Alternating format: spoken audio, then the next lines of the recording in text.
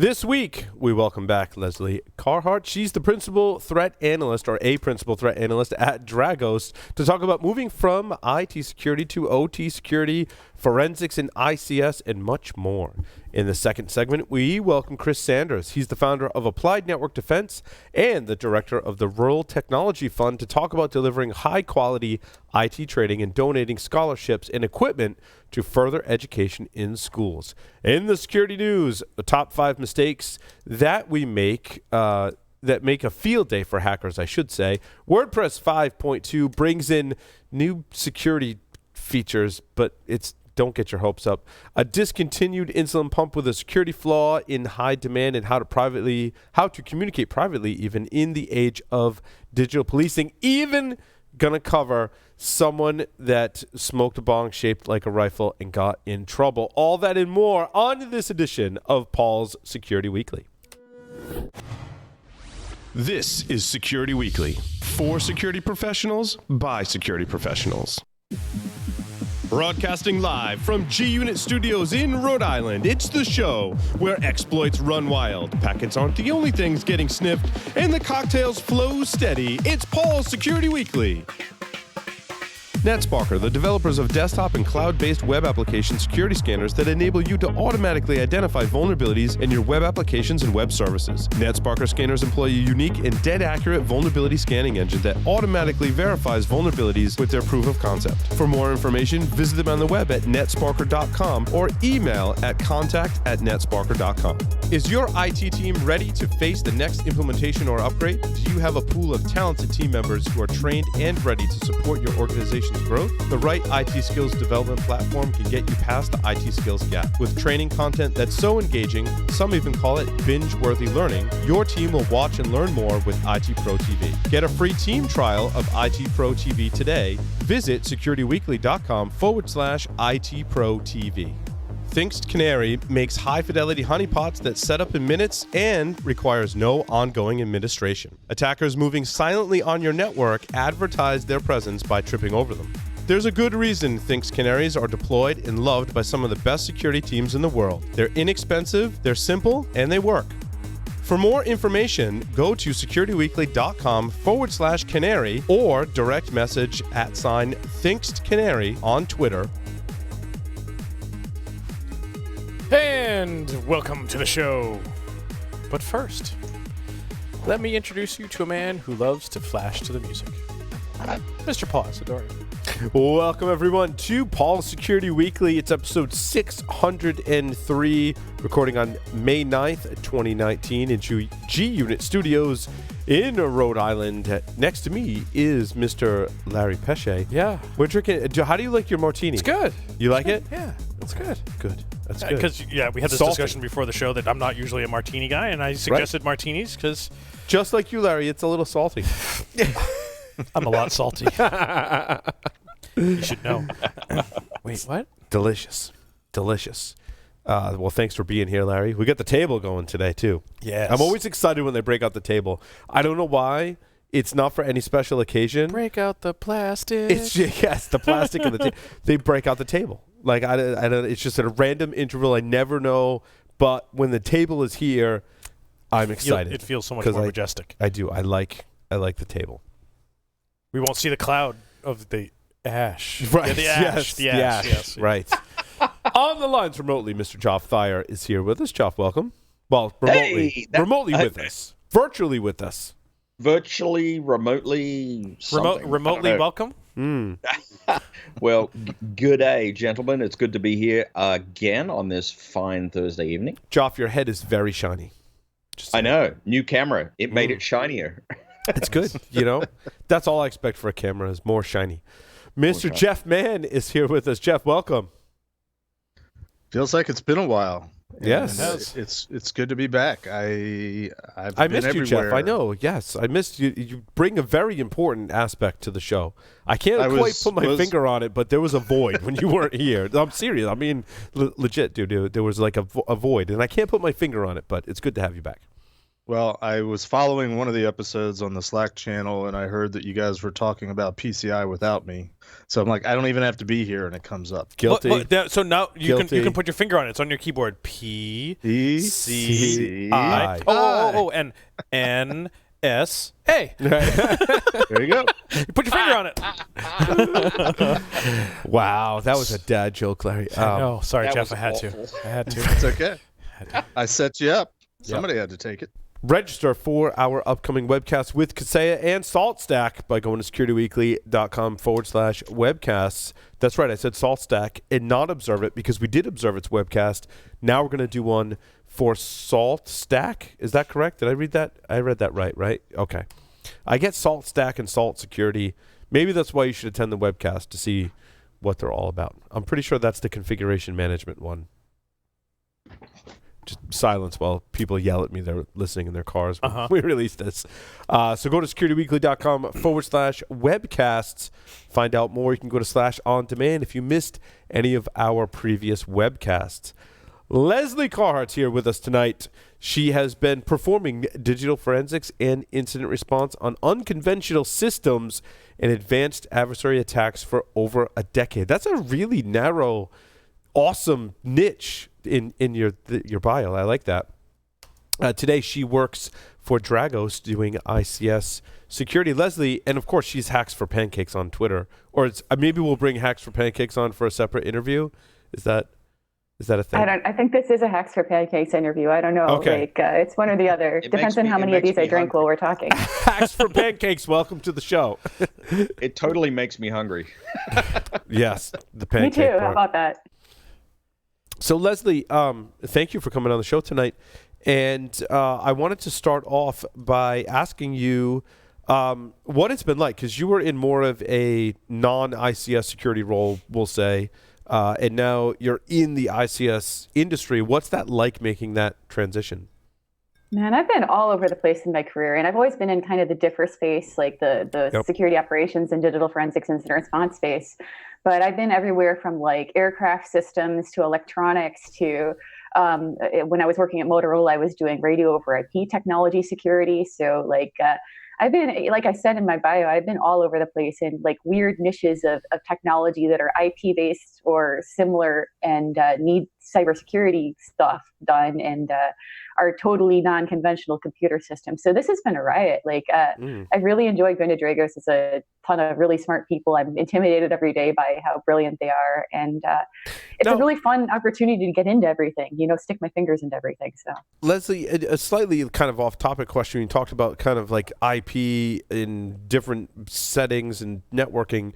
We're looking at a technology for the show called NDI. It's from a company, New Tech, that makes a TriCaster. And it's audio and video. It's a protocol for audio and video to travel over the network. And when I'm doing some of the like next designs for our equipment, I'm like, this would be awesome, right? I could have like stacks of VMs and their audio and video wouldn't necessarily rely on hardware. It would come over the network, and that opens up so many possibilities. Have you looked at that before, or like what security looks like? And because then the security person to me is like, there's got to be some vulnerabilities in this thing. I mean, it's more like in a lot of those protocols, there's no security built in at all. It's just not how they were designed. There are older protocols oftentimes that are encapsulated. Right. You're sending serial stuff over IP, and that's not the point of them, to be secure. And I don't think that you have huge security concerns with somebody, putting amusing videos up on your feed while you're broadcasting or something, although that would be amazing. Right. It's all that threat modeling thing. Are you concerned about there being a security issue with that protocol being insecure? So Sure. it's been more challenging in things like critical communications, like police radios, things like that people are starting to run over IP, 911 systems. Yes. Ouch. We had She that. just said Security Weekly isn't critical. Darn it. Yeah. Well, I mean, you kind of do want to have the WTTW thing happen. That'd be pretty entertaining. I'd like to see a comeback from that guy. So, Yeah, those stories are always interesting to cover. But so what's it been like in ICS? Like, what are some of the differences you notice between the industrial control system side versus more traditional enterprises? yeah, so I tell people when they ask when I went over to ICS is it's when you get kind of sick of dealing with all the new crap in cybersecurity, the field, the technical field. You say, I'm going back to 1999, guys. I'm getting in my time machine. I'm going back, and I got to go back and deal with Windows 2000 again. That's fine by me. And yeah, it's all great until you realize the Terminator followed you back, and he brought all the modern exploits with him. So like, Yep.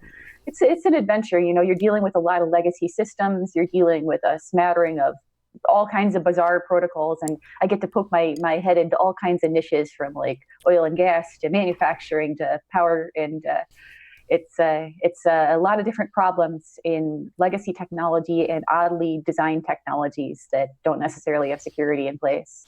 Is it really truly like, in this one of my questions, right? The state of ICS security, is it really like the 90s called and wanted their exploit back?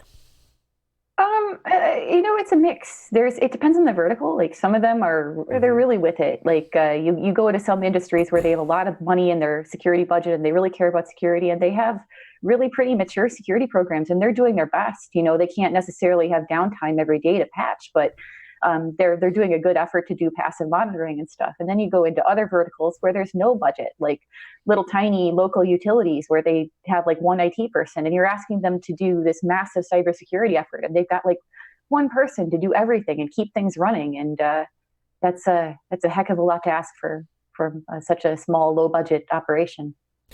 How do these organizations actually allow for testing? As in, if you do any kind of testing on a live production system, you could risk, taking out a power grid, for example. Well, it's people talking about taking down the power grid. There's a lot of meh in there, there's a lot of redundancy built in these systems. There's a lot of physical safety systems and fail safes and stuff. That's why it's so hard for adversaries to actually bring them down without a lot of research. But yeah, I mean, when you're dealing with a 30-year-old protocol, and it's been converted to IP through encapsulation and stuff, it can't necessarily know how to respond to every state you can put to it during a pen test, during a scan. So there's definitely scenarios where you could freeze up a system just because it doesn't know how to respond to the communication you sent it. It has a set list of things it knows how to respond to, and beyond that, there's no error handling. So yeah, I mean, you have to do a lot of things passively. You can't do we can't have EDR out there. We can't do, a bunch of active scanning. You can't be, scanning for names on hosts or doing port scans like you would be comfortable with in an IT environment. But you can do a ton passively with just packets traversing the network and logs and stuff. So it's okay. I would assume that sometimes you would get the same device with the same firmware version or software version, right? If it's a microcode, running on code running on the microprocessor, that you would get that and you can do your testing offline. Is that pretty common, or like do some of these devices just don't, like, it's really hard to get a hold of them? Sure. Yeah, so some places that have a budget do that, and it's pretty cool when they have that that digital twin environment, and you can go do your testing in that environment, but it's never going to be like a real environment. Like if you want to look for exploits on one device, maybe you can do that. But to see the whole distributed production environment with human activity on it, it's never going to be like a lab environment. So there's limits to that, but it's a cool thing if you can afford it. Mm-hmm. When you do forensics, sorry, Jeff, go ahead.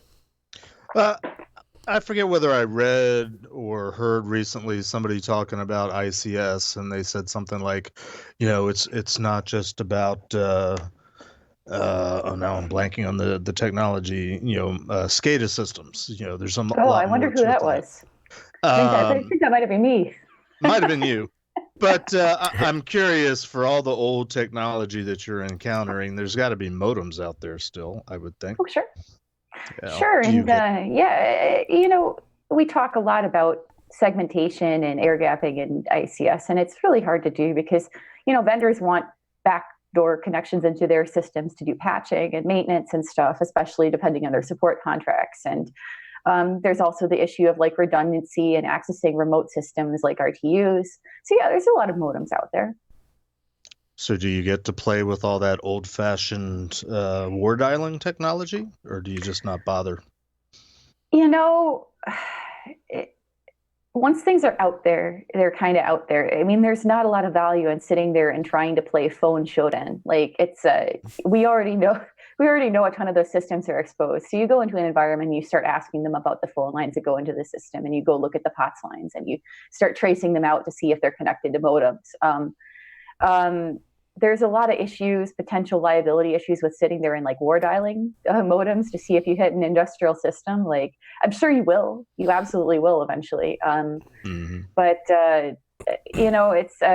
it's more of a matter of if they're already out there and you know they've got a modem, that modem's exposed, and there's probably no security protocols on it at all. So that becomes an issue of finding right away. I picture you having like the same computer as in war games and taking the same like phone and putting it on the thing. There's definitely an application to have your butt set there and start going through phone lines to see what's connected to what, and not just for modems, but also for things that have integrated modems, like emergency control systems, fire suppression, things like that. But yeah, ICS is such a broad field. We call it one thing and one niche of security, but it encapsulates 50 years of technology and tons of different verticals, industry verticals, and different setups, and it's nearly infinite. It's huge. It's interesting to go back to the audio gear. I'm coming to the same realization, right? Because I see the ICS industry, right? You mentioned 50 years of technology, largely analog way back in the day, making that slow progression into digital. I see the AV industry doing the same thing. All of your audio, analog audio mixers are now slowly making that transition into all digital and sending now things over the network. My experience with AV gear is it does not take security into account at all. No. And I think ICS in certain sectors, even still today, certainly 20 years ago, was in the same boat. But Cat 6 is cheap. Cat 6 is real cheap. Ethernet is cheap to run. Even fiber is not that expensive to lay, depending on the type of fiber you're talking about. And overdoing proprietary technologies for data transmission, man, that's so much more efficient. It's definitely a huge cost savings. It's a great way to be able to do different types of logging. We've got historians in ICS networks that are collecting massive amounts of data about how the system's functioning, which is so useful for businesses and systems administration. So there's great reasons to put things on IP-based networks, but it makes a lot of changes for operation. Lesley, you have a forensics background. How's it been if you had to do forensics in this world? And I'm assuming firmware, probably pretty cool to do forensics on, right? Microcode, maybe not so much. And what types of logging that you have? What's your experiences so far? This is like a drama thing. There's people out there who are incident response and forensics on ICS is no different than anywhere else. And, to some extent that's true because the higher level systems in an industrial network are often Windows or Linux based, but those low-level systems do matter, and you do need to be able to do some basic forensics on them. And it's not just doing firmware analysis, if you're looking for corrupted or supply chain attacks firmware.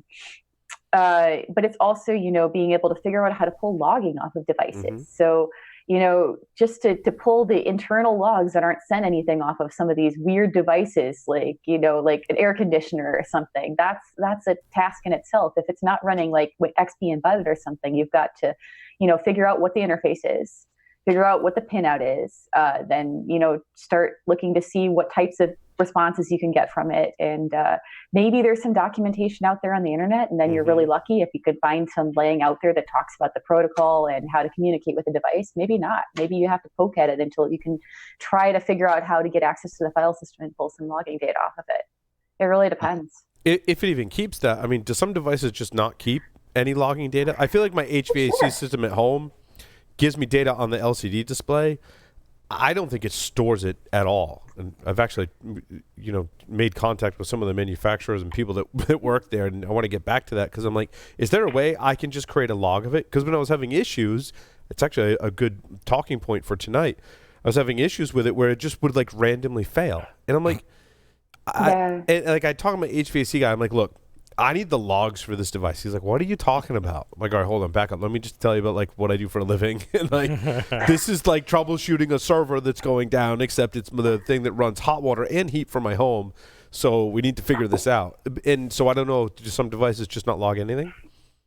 So if you like OSINT, if you like doing OSINT, ICS is a great space to be in because I spend a lot of my time on Scribd and Google and stuff, just looking to see if I can find some documentation for these devices. That's what I was doing. Yeah, I totally get that. That's a lot of our work is buying devices off of off of eBay and seeing what they do, and then like looking to see if we can OSINT some data off of them about them. And sometimes they log, sometimes they don't. Sometimes there's things you can pull from memory on the device to get some type of the historical data about what the system's been doing, and sometimes you can't. It really is like war games. World. It's like war games. We're on the search for the person who designed and implemented the system, because that's are. like the only point of reference. That's the adventure. It's sometimes you're able to get a hold of somebody and get a good relationship, do a little social engineering, and get in touch with somebody who built the system. And a lot of times the companies are like post Stuxnet super zealous about their systems, and even if you're a proven security researcher, they're not going to give you anything. So you're out there to see if somebody posted something about the system to a message board in 1996 or something. Well, in my experience was a lot of times these smaller manufacturing companies get swallowed up by larger companies. They get swallowed up by larger companies, right? So when I start doing the OSINT, I'm like 3 or 4 layers deep. Like, they work for this company, but they don't really work for that company. They work for the parent company. And then the small little division does nothing with security, right? Yeah, I'm a natural investigator. That's why I love doing forensics and incident response. So it was a natural fit. I don't necessarily enjoy like the protocol reversing as much. Like, that's not really my cup of tea, but going out and try to find information about how the systems function on that level of things, how they log, how they operate, what operating systems they're running, and how they do things, that's super intriguing. So I'm going to give you the manufacturer model number of my HVAC system at home. Okay. Leslie, as a side project. I'm sensing the real reason why Leslie's on the air tonight. It's just because Paul wants to get his air conditioning. He wants me to fix his air conditioner for him. It is fixed now. They replaced a part. I forget which part they. So they didn't actually fix it. They just replaced stuff. They just replaced stuff. Yes, pretty much. And it did fix it. So that was my fear, right? You start just replacing parts without. Yeah. Yep. So what are some of the other? Let's talk about this one. Do you find it difficult to earn the trust of ICS and operational technology folks? I think I was, telling you a story when I would talk to people in various industries. It's, like I worked for an ICS security company. I did some firmware reverse engineering stuff, and they're like, "That's great. You haven't worked and done security testing or anything with this very, very specific device." As we were just talking, these can be very, very specific devices for a very specific purpose. And like, I'm like, no, like, you don't really earn their trust that way. And that's one of the perceptions that I had. Man, so I look like this. Like, I don't look like a ICS security operator or a ICS operator or engineer, traditionally.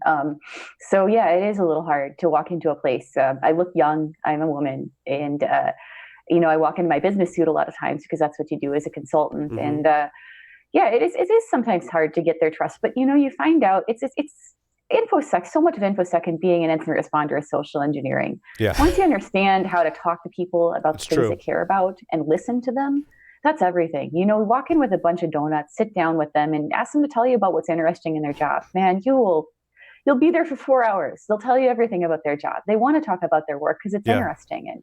And I'm sure not many people want to hear about their work either. Similar to us when we sit around with our friends and families and neighbors. We're like, I'm like a computer security person. And they're like, that's nice. Right? They don't know where to go from that. No, they do know where to go. They go, so what about this Russia thing? That's the next question. Yeah, exactly. Yeah. No, Did Russia hack the elections?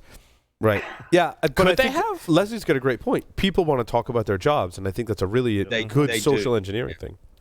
Yeah. So I go to bars around here, and there's a lot of industry around where I live, and I'll just sit at bars and I'll talk to people. I'm one of those people, like, not if they got earbuds in or they're on their phone or whatever, but I talk to people and I just ask them to tell me about their job and what they do. And it's great practice for me going into those industrial environments, because I found out so much interesting stuff talking to like guys from the power company out here. Like, tell me everything about your job. And sitting there 3 hours later buying them drinks, and I've learned tons about their job. It's pretty exciting,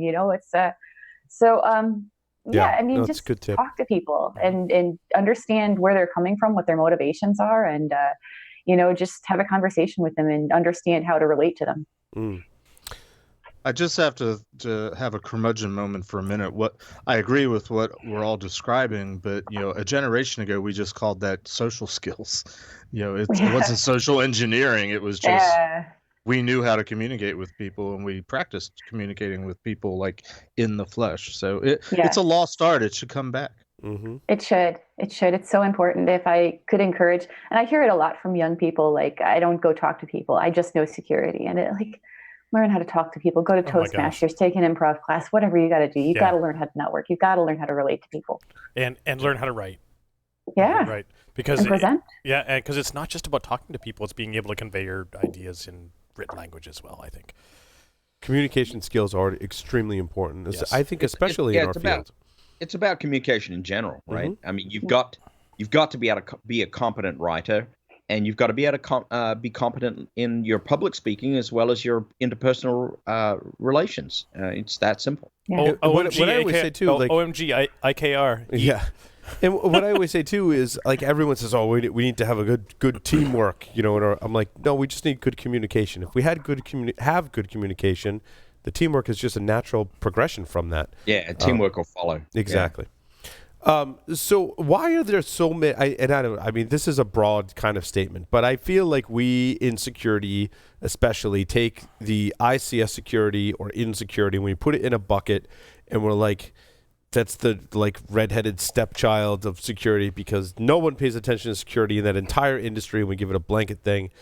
First, is that true? And then secondly, if there is some truth to that, why are there so many issues in ICS today with security? I think that's not necessarily true. And I think there is a lot more efforts out there in the ICS community to do security than we think. The life cycles and the time involved and the resources are very, very different. Where we're dealing with like the CIA triad in InfoSec, like they're dealing with the AIC triad or something. Like all they care about is availability. They take their systems down for a cybersecurity incident. They're no longer managing like water coming to your house or power going to your house. A lot of these places have like one outage window a year. And that's when they can do all of their maintenance, not just IT maintenance or security maintenance. That's when they can do everything. So that's a big challenge for them. Those outages aren't very long. No, and also they've got the technology for a long time. You go to a company like SEL or something and you say, I want to install, say, power plant. They're going to say, okay, we can sell it. This is our package to install a system in a new power plant or an upgraded power plant. And it comes with XYZ systems, all the levels of the Purdue model. And you're buying a package. It's like going to IBM in 1970 or something. You're buying a big suite of stuff that's all going to be interoperable and it's all going to be supported. It's going to speak particular protocols at various levels. And when you want to replace something in that, it's not as simple as I'm going to go to, Fry's or Micro Center or whatever and buy a computer and stick it in there, or a router or whatever. You are going back to that vendor and they're saying, well, it's going to cost you this much to replace this system with the newest version, et cetera. This and this is not in support, et cetera. So you're dealing with these huge integrated systems, and it's very costly to upgrade them to new versions or make drastic changes. You've got to go through your support chain. And that's just the nature of the way those systems operate. It's nothing malicious. So you're dealing with budget constraints, time constraints, and just technical constraints of how the systems are integrated together. And that's largely because there's hardware that's connected together, unlike enterprise systems, which could be all software, and you can upgrade various components and have new applications. In ICS, a lot of things boil down to, like, it's physically connected to something, and then that device that's physically connected to it may be connected to the network today, or maybe not. Maybe it's still serial, right? If the PLC that puts the tuna in your cans on your conveyor belt in your tuna plant only can talk to a software that only runs on Windows NT, then guess what? You're not upgrading. Windows NT system isn't going away until you replace that entire mechanism with the PLC that puts tuna in the tuna cans. Like, I like your tuna. How did you come with the tuna? I like the tuna example. She likes tuna. I don't know. I think about food when I'm hungry. Amazing how that works. but I think, Paul, of all the foods that you had to choose from, Lesley, you chose tuna. I think that's very interesting. Yeah, there's no pancakes assembly line, so I it probably is somewhere, but it's probably horrible. They don't deserve the name pancakes. She would have gone with pancakes if she could. And I would disagree because there are frozen pancakes that have to come off an assembly line somewhere. Yeah, and that face is just. My kids eat those little tiny mini pancakes that you microwave. I rest my case. That are frozen. The prosecution rests. Let go my ego. I have to make one comment though. That Lesley, your cocktail glass or whatever you have in that glass is awesome. By the way, I'm here to create product model for you guys. So there you go. Fantastic. It's kind of wearing out though. I've worn it to pieces. The label's coming off. I know mine is fading away. Yeah, as well. If you put them in the dishwasher, that happens. Dishwasher safe. With the next ones we get, we'll make sure they're dishwasher safe. And I'm drinking Japanese whiskey. Oh, what? Nice. Can you be more specific on said Japanese whiskey? Centauri. Very nice. So where are we going from there? I was going to comment real quickly, Paul. Yeah. I don't think it's the dependency on everything's connected to hardware. I think it's more what Lesley was saying about it was originally purchased as a package all together. People just don't know how to rip things apart, and they don't know what's going to happen if they start ripping things apart. Yeah. Well, it's a great point, Jeff. Right? I may be able to break things up, but since I've purchased it traditionally as one package, right, that's where I'm going. It's difficult from a contract perspective and a technical perspective too. It's not necessarily companies being malicious. It's just it takes a delicate balance to get the layer 0 devices talking to the level 2 devices. It's a complex balance of various devices that can speak the proper protocols and handle the proper firmware updates, etc. So. Larry just took the words out of my mouth in the Slack channel. Sorry, I was distracted for a moment. it's all my fault. Well, I have a question, if I may. Sure. I kind of think of everything we're talking about in terms of critical infrastructure, ICS systems. It's almost like the final frontier. These are systems like Leslie's saying that were set up 20, 30, 40, 50 years ago with that old a technology, and they were designed to work, and they largely do work. What other than sort of the headlines and for lack of a better term, the FUD, because it might be very real FUD. What are the things that are driving companies to wanna to do anything different or do anything from a security perspective to their systems? I think the FUD definitely plays a part, whether it's valid FUD or horrible FUD.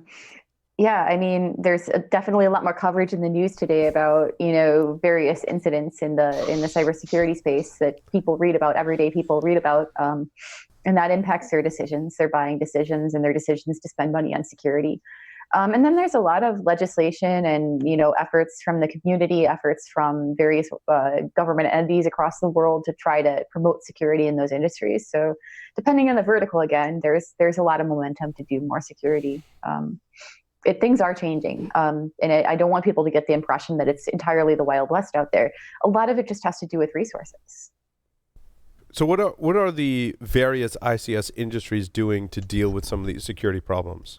I guess let's start with which industry, in your opinion, Lesley, is making the most progress. We're asking a lot of you tonight. I apologize. These are these are hard questions. No, it's interesting. Power is doing very, very well because that's a very first of all, it's a very impactful thing, but second of all, that's a very visual thing. Everybody's had the power go out, and they know that it's a natural fear for human beings is the power goes out, and that's a terrifying thing. If it goes out for days, we know what happens. We've seen it in hurricanes. We know how impactful that is to people's lives. So it's something that people can relate to. It's a narrative, and people run on narratives. We understand stories better than we understand evidence and facts necessarily.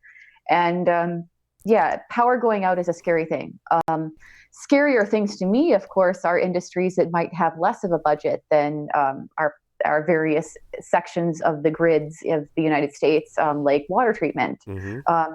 They're much less resourced. A lot of that is municipal, and they don't have a lot of resources, necessarily a lot of staff, and they are not necessarily caring less about security, but it's hard to put a lot of effort and money towards it when you have no people and no money. So, there's a lot of critical infrastructure that makes our our world go, from transportation, from trucks bringing our food to us every week, to the grocery stores, to, the sewage getting taken away properly from our sewage systems that we don't think about. It's interesting, Lesley, that those are noticeable things, right? We notice right away when the power goes out, when the water goes out, when the gas goes out. Well, I mean, the water, we would notice if it went out, but we wouldn't notice if someone literally poisoned the watering hole.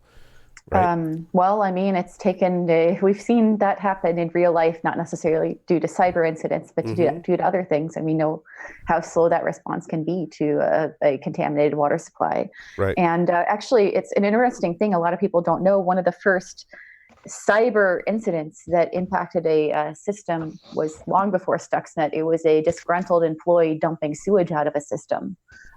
He was an insider. He knew how to do it, and he got terminated, and he decided to dump a bunch of sewage out of a sewage plant, and it was a horrible mess. So interesting. I thought the first attack was somebody running ISS scanner. Well, you don't want to be, I've actually, without... That was a joke, people. Yeah, I did. Jeff, you're not funny. Anyway. Hey. Hey, now. His children. looks are most certain. Oh. Children. I was gonna say I've done some assessments with shit processing plants, for a lack of a better word, and there's a technical term. Something you don't want to have happen is those pumps to get fucked up and you to be drowned in shit. It's that simple. Yes, it's very bad. That's actually one of my worst case scenarios when I think about what keeps me awake at night is, and I think when you ask a lot of ICS security people, it's not power, it's contaminated water and sewage issues. Those are the ones that make society really unpleasant very rapidly. So transportation too, just we live in a house of cards. We do just in time everything. And transportation goes, bad things happen to our society. So society goes really shitty really fast. Oh. Yeah, so you actually hit on a good point there, Lesley. The fact that we live in just in time that was a crappy society joke, now, and the fact that the supply chain of just about everything that we're dealing with is completely vertically integrated, and it's a house of cards that could really come down really, really fast.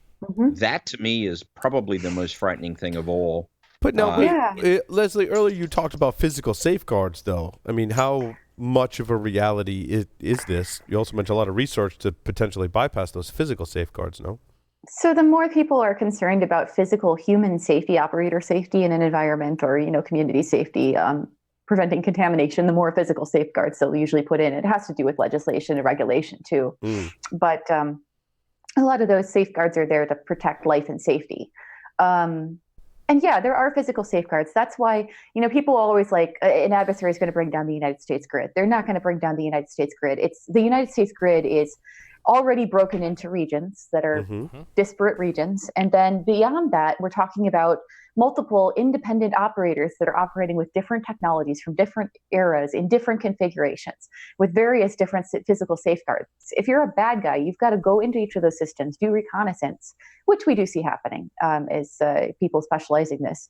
But you've got to do the reconnaissance, and you've got to spend a lot of tech debt and thinking power from a ICS perspective, figuring out how they operate it, how to break them. And then if you actually want to launch an attack that brings down a large portion of the United States, you've got to have done that and then have a dedicated resource for each one of those independent components of the network to bring it down in a disparate effort. So it's a huge effort to bring down these systems.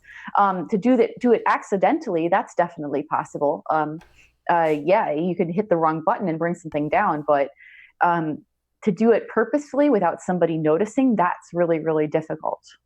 Because of the disparity in the systems. And I was giving a talk last week, and I said a lot of it is security by obscurity, and it's unfortunate but true. But these systems are very complex, and you need to have an operator level knowledge to know how to not just accidentally break them, how to purposefully and accurately break them. Yeah, it's interesting. We did a webcast this week on Insider Threat, and I would imagine that gets a lot of it, or should get a lot of attention in ICS. A lot of the things you're not hearing about in the news are just insiders poking at things in these environments. Be very careful when you fire the guy who's administering your power plant IT networks, because he does know how to break things substantially. I think we've covered why there's so many legacy systems in ICS, right? Yeah. Essentially, the infrastructure was built before there were computers, right? Well, it was built to last. Yeah. It is I mean, built we've to last. It's very expensive and it's all integrated with itself. And even if you buy a system today, it's going to be the same way. It's going to be integrated. It's going to be supported under one contract, et cetera, et cetera. And that system's going to be expected to last for 15 to 30 years. And you mentioned legislation briefly, Lesley, as having a positive impact, which when we talk about IoT, which is kind of like, I don't want to say the other side of the house, right? But there are essentially embedded systems that are built for a different purpose than controlling our critical infrastructure. Legislation has largely been a flop, and I think will continue to be from everything that I've seen. How has legislation played into ICS? Sounds like there are some wins there. Man, IoT legislation is like ICS, like 10, 15 years ago. We're seeing all the same things over again. Like it's just kind of almost shocking, like to see all the same mistakes being made again. But I mean, there's good ways and bad ways to do legislation. You can definitely legislate in ICS. Like if you tell people you have to do XYZ compliance thing or audit thing, if they are that water treatment plant somewhere that's got one IT employee, you're taking that IT employee off of all of their patching duties and all of their system maintenance duties and everything that they do to do the basic security that they can do just to do a compliance audit. But on the other hand, if you're legislating that people have to have access to threat intelligence, they have to have proper resources and funding to do security, or be provided with, consulting, stuff like that, that's wonderful. So it's a balancing act between doing legislation that kills people's ability to actually do security, and then legislation that gives them resources to do it properly. What are some of the more specifically ICS threats, Lesley, that keep you up at night? I kind of mentioned that already, but like water is a big one because it's so insidious. Like, contaminating the water supply over time is horrific. That has horrific implications. Your sewage system no longer working. Boy, if anybody's lived in a place where that's stopped working, that is a thing that you notice very rapidly, and it makes your quality of life go down very, very fast. And transportation too. Again, we're talking about those just-in-time delivery systems where you stop getting food very, very rapidly if your transportation system isn't working right, or gas or whatever. I mean, the point of most industrial attacks, other than like angry insiders, when you talk about like targeted attacks against ICS, is to spread lack of confidence in the system, despair, fear, things like that. It's not necessarily to kill people by bringing down power. It's to make them feel loss of confidence in their government. It's to make them afraid. It's to make them feel like they're isolated. That's why you normally conduct an attack like that. And it's usually in conjunction with something else.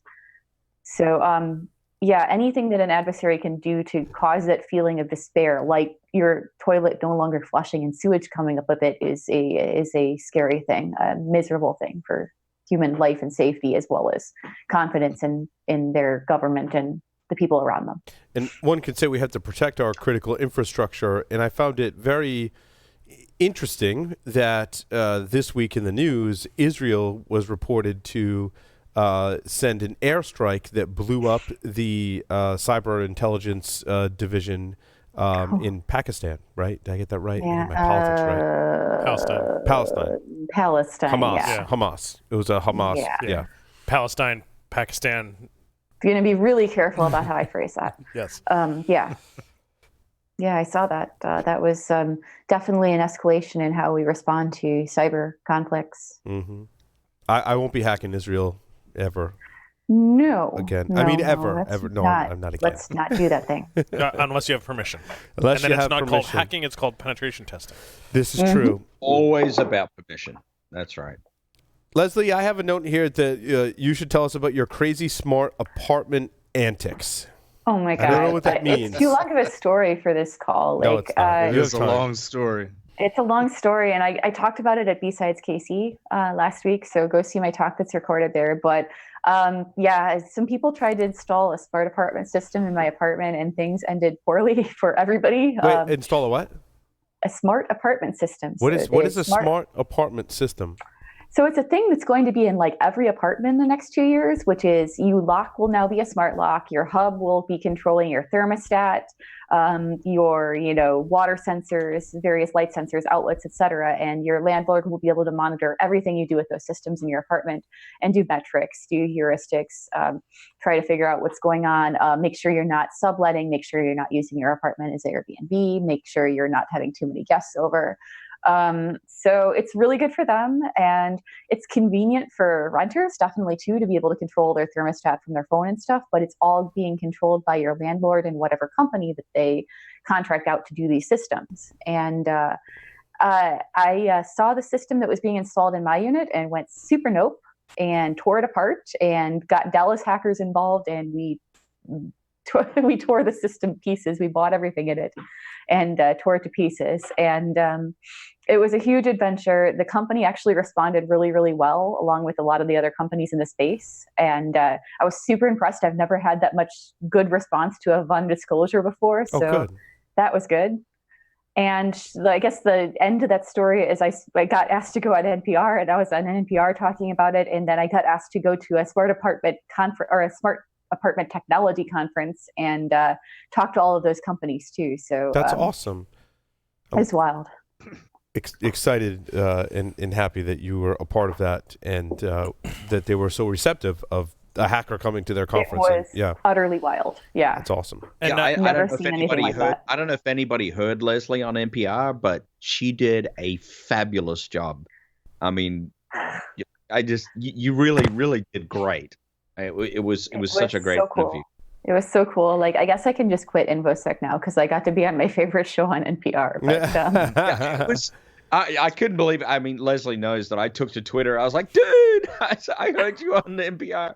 It was really great. It was cool, and I love helping out with stories like that. And every apartment is going to have this kind of system in the next, like every publicly or like a property management company managed apartment is going to have one of these systems in the next few years. And it's just really, it's the way things are going, and it's going to happen. It's just doing it right from a privacy and security perspective is really, really important to me, so that everybody's safe, everybody's data is protected. And a lot of thought into that wasn't done before I got there. So I hope that they're doing better now, and it sounds like they really are motivated to do a better job. So it was a best case scenario for everybody. Yep. And I think that industry tries to put controls around things because they're renting it to people, right? And a lot of times those controls are easily bypassed, like the little plastic thing with the lock over the thermostat in the rented area that I picked on Easter. Hey, for those of us that were probably on an airplane when the segment aired, what show were you on and when on NPR? I was on Marketplace, and they aired it a couple times, actually. I was on Marketplace Tech, and if you look for Marketplace Tech and you search for like smart apartments, you should see the audio clip there. It's pretty short. It's a short segment. And really the question that they leave people with is, should residents be able to say no to this technology? And we just saw a case in New York last week where there was a successful arbitration agreement that said residents could say no to this technology, and they could ask for, mechanical locks in their apartments if they wanted them. And it's a complex issue, and it's going to take a lot of soul searching and a lot of privacy discussions beyond me to figure it out. Yep. Lesley, I put that story in our stories of the week and was going to bring that up now, but you beat me to it. So. Oh, I'm sorry. No, that's great. Sorry. It's perfect. No, that's cool. That's perfect. Yeah. Well, perfect. I mean, it was a great story to raise the awareness. That's the thing. And the fact that there's been cases already, I think, is really fascinating because, I mean, it scares the crap out of me. I've got mechanical locks on my house. I'm not going there yet. I'm going to be a Luddite. That's just the way I feel about it. So I really appreciate you raising that awareness on the story. You did a great job on that. I'm wearing a Fitbit right now. I'm not anti-smart devices at all. I mean, like, they have their place, but having some say in that, sure. like, when you're renting, you don't have a choice in what your landlord does to you. And we previously had no protections as a tenant against them monitoring every action you do inside your apartment beyond, like, installing cameras. It's a matter of bringing awareness to the choice, right? I mean, that's what there was no choice there. And I want there to be choice, and I want there to be cognizant efforts to improve security and privacy for those residents. Because, again, this is how it's going to be. It's like having electronic locks in hotels. This is, in a few years, how it will be. I think probably the biggest issue that we face as a society in the near future, if not the present, is simply the concept of opt-in or opt-out. Yeah. We've given up so much. We're monitored from the beginning of the day to the end of the day, from how our heart rate to where we go on our phones, every step we take, what we eat. Sometimes we give all that information away. Our whole lives now are monitored and tracked. And, But it's interesting. It's amazing what as society, right, will give up for some type of benefit. We'll opt in to something like a smart apartment if that means maybe if you opt in, your rent is 10% cheaper than the people that don't opt in, right? Now people are like, yeah, I can throw that privacy thing out the window to save 10% a month, right? And they will. And we've definitely seen that again and again, and that's why I felt like it was my responsibility to put a little fight up for this.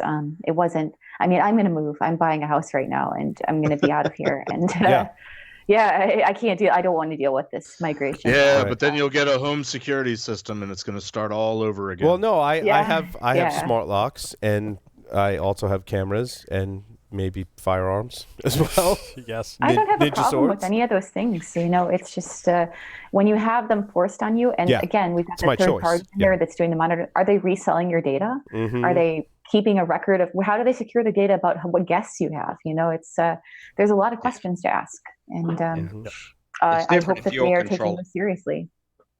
Hey, Paul, you should ask Lesley what she was doing in Austin last week. Oh yeah. You guys had the thing in Austin that I'll let Jeff and Lesley talk about. I was hanging out with Jeff. Yeah, we got to hang out with Jeff. Yeah, we were just hanging out. You were just you just hanging out. Oh, and there happened to be a Tribe of Hackers thing while you guys were hanging out. But I was mostly there to hang out with Jeff. It's fine. I get that. Yeah, because it's been a long time since we. Did you guys go to a cigar lounge together? Because no. Jeff, did you make it to a cigar lounge? Several, thank you. Oh, okay. Nice. Good. Yeah, he made a vacation out of it. There was a Casa de Monte Cristo in Austin. I started there, and somebody told me about a place. I'm gonna blank on the name. It starts with a B. They roll their own. They make their own cigars, and it used to be downtown Austin, but it moved out to the suburbs.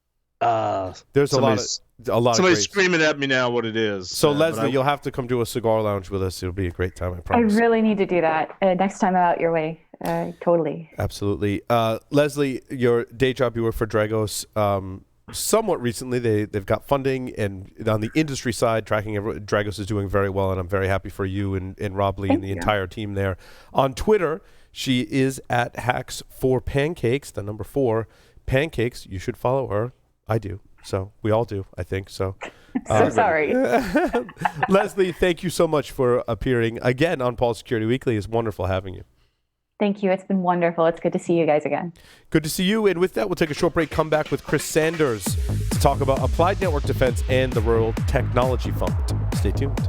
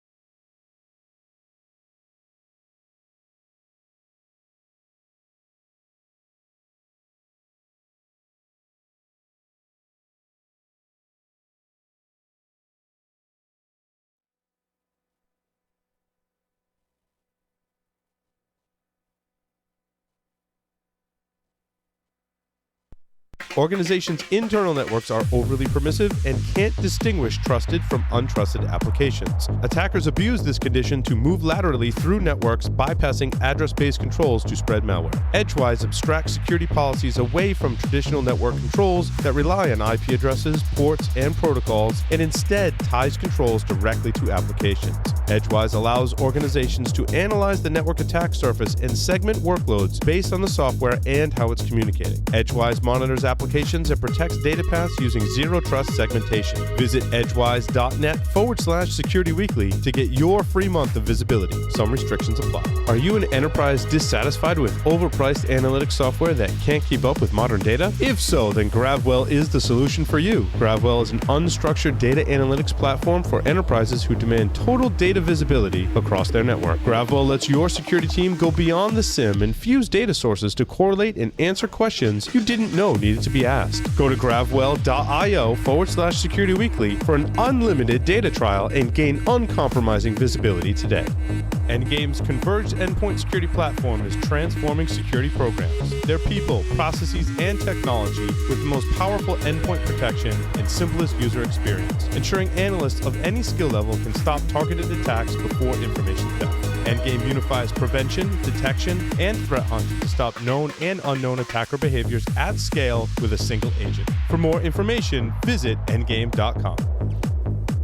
Welcome back, everyone, to Paul's Security Weekly. Some of you told us that you're overwhelmed by the amount of content that we distribute every week. If that's you, you can go to securityweekly.com/subscribe, sign up for our listener interest list, and that will allow you eventually to tell us what you're interested in, and when we publish content of the topics that you're interested in, we will email you. How about that? Chris Sanders is here with us as well. Leslie's still here as well, and all the people I introduced in the beginning. But now Chris Sanders is here. He is the founder of Applied Network Defense Company, focused on delivering high-quality, accessible InfoSec training. He's also the director of the Rural Technology Fund, a nonprofit that donates scholarships and equipment to public schools to further technical education in rural. I'm not going to be able to say that word towards the end of the interview. I can't even say it now. Rural, high poverty areas. So, Chris, welcome to the program. Hey, y'all. How's it going? Hey, it's going great. And Chris, you're looking amazing, man. Thanks. He does look amazing. Are you from New York? Is that where the accent is? Oh, I'm just kidding. I'm surprised to hear I look amazing. I'll be honest. I'm very sleep deprived. I mean, for recent stuff that's been happening in your life, you look amazing, my friend. I have a 13-day-old baby, which is fantastic and exciting, but also the things that come with that, and not a lot of sleep, but we're making it and we're chugging along, and it's awesome. Chris, I haven't interviewed someone with a Southern accent in quite some time, and I've kind of lost my touch of identifying what state that you're from. So where are you from, Chris? I'm originally from Kentucky, born and raised there, but I did spend about 5 years in South Carolina, and I've been in Georgia now for about 4 years. So it's kind of a bastardization of all of those mixed together. Those are the most difficult ones when you start mixing accents together. Like Patrick Gray and Casey Ellis of Bug Crowd. I'm like, I don't know who I'm talking to when I'm talking to either one of them. Like, your accent is, I'm like, you're from the same region. They're like, no, we both have the same English influenced Australian, and that's why we sound the same. So, Chris, how did you get your start in information security? You know, it's an interesting story, and if it had a headline, the headline would be Billy Ray built a meth lab. I love this. I love where this is going. Just to set the tone. So Billy Ray, we're not talking Billy Ray Cyrus. I know he's been on the charts lately. We're talking Billy Ray Jackson, who is my cousin. He was an innovator, and he was on the leading edge in West Kentucky of getting into the meth game. So, okay. I mean, everyone has goals in life, Chris. He said he was going to build a meth lab, and he did. And of course, when you do that, you usually end up in jail. And so he ended up in jail. And while he was there for a few years, and he took a computer class. And he took that class, got out of jail, came back home, was on house arrest, living with my aunt. And of course, we would go over there. This was my mom's sister. And so we would go over there, and he had this computer. And I just thought it was the neatest thing, right? You could play games on it. You could do all the things you could do on a computer. And I just became infatuated, and it really all built from there. But had Billy Ray never decided to build that meth lab, I would probably not be into computers right now at all. Or if he had never gotten caught and was still building meth labs and you visited your aunt, you might be in a different field today, Chris. I might be in a meth empire in West Kentucky. Right. That show Breaking Bad would have been based on you. It would have been in Kentucky. That might have not ended so well, but I guess right? that's an alternate reality. Well, we're glad that you're in information security. So tell us a little bit about your career, how you got to today after you didn't build meth labs but played with computers. Right. So West Kentucky was an interesting place to grow up. There weren't a lot of people into computers. Billy was one of those. Of course, he would actually end up going back to jail later and getting out of computers summarily. Was it related to computers or no? No. It was related to the meth labs. Okay. Yeah, he just couldn't give up the meth lab. Yeah, he couldn't quit on it. So, I was into computers. I started playing around with them, kind of like a lot of people. I wanted to play games and the game wouldn't work and I would try to fix it. And I would learn about things. I wanted one computer to talk to another. So I would learn to network them and make that happen. Eventually started repairing them for my friends. And the folks at the school I was at, I was very fortunate. I had a couple teachers who really cared about me, which is good because my family kind of fell apart when I was pretty young. So I had a bunch of teachers who really saw that I was into this, and they were smart enough to know that I could make a career out of it. They kind of pushed me into it and helped me get into college on that basis. And it kind of all took off from there. I couldn't really pay for college on my own, so a couple of these teachers got me a job as my school district's first network administrator. I'd already been doing that a lot for free as a high school junior and senior, but they paid me for it, and that helped me essentially pay for college. I wouldn't have been able to go without that. That's awesome. So I started my career as a network administrator. Eventually, I would go on to write a book called Practical Packet Analysis. Yeah, what prompted that? What prompted you writing that book? Yeah, it was an interesting thing. I've always been the sort, I like to teach others or write about the things I'm doing. So I had a blog at the time, and I wrote this blog series called Packet School 101. And I just basically blogged the things I was learning as I was learning about packet analysis. The best blogs. This is back in the Etherreel days, right? Pre-Wireshark. And I wrote this series, and it was going really well, and eventually it got posted onto a website called Dig. Do y'all remember Dig? I do. Do you know what, G. You know what Kevin Rose is up to now? Is he one of the homeless in California? No, he's throwing raccoons down stairwells. Oh, he had that YouTube channel thing? No, well, so he did get caught. He got all busted up by PETA and all those folks. Yeah. I thought you No, because he posted videos of his webcam that his dog was getting attacked, and his dog was getting attacked by a raccoon. And he picks up the raccoon and he hucks it over his head down a set of stairs. And so what happened after? What's Kevin? Anyway, the next segment will update you on Kevin Rose's life. Back to Chris Sanders, though. I thought you were going to say Kevin Rose started building meth labs, and this whole thing was going to come full circle. Right. I mean, maybe. Raccoon chucking is just the gateway anyway, drug. Chris was saying, Dig was one of the flops that Kevin Rose created. And you posted it there. So Dig was like Reddit before Reddit, and it got posted to Dig. It got a lot of attention. My website crashed for a while, but somebody who happened to see the blog post was Bill Pollock, who runs No Starch Prep. And they were relatively new at this time, and this was like 12 years ago. And so he came to me and said, hey, this is really good. We'd be interested in having a book on this. Would you like to write it? And at the time, I was in college, and I was struggling to make ends meet, struggling to even pay my tuition bills and food and all that. So it seemed like a good idea at the time. Of course, I learned that you'd never write a tech book for money because less than minimum wage. I don't know what that says about me that I continue to write several of them after that, but that was kind of the impetus for that. And that was 3 editions and like 12 years ago. I like how you told that story in kind of like drunk history style. Like Bill Pollock came to me and said, I love that. It's great. So that's awesome. I basically had a necessity, like extra cash is extra cash. $20 is $20. Right. Yeah. Now, and especially in West Kentucky, where there's just not a lot of, I had tech skills, but there are only so many ways to use those in West Kentucky. Sure. But now with the shift and this is my opinion, right? The shift to applications, users, and data, how important is network security today when many users are mobile and much of that security is shifting into seemingly these other layers, and the network is really just becoming a straight transport layer where we're not applying as much security, in my opinion. You can disagree with me as well. It's totally fine. No, I think you're right in that. The big thing is encryption, right? 10 years ago when I was writing these books initially, everything, if you captured HTTP traffic, it was all there for you to see. And nowadays, a vast majority of what you're looking at is going to be encrypted. Now, there are mechanisms we can use to get around with that. We have transparent proxies that can be deployed within organizations. And we also don't necessarily have to have full content data. We don't have to have packets all the time. A lot of folks are surprised to hear me say this because I wrote a book about packet analysis, but I don't really start with packets when I'm doing network-based investigations. I generally start with something like flow data, which is just the data, who talked to who, when, and for how long, because that really helps me narrow my scope and figure out what I really need to see. Ultimately, investigations are all about asking questions.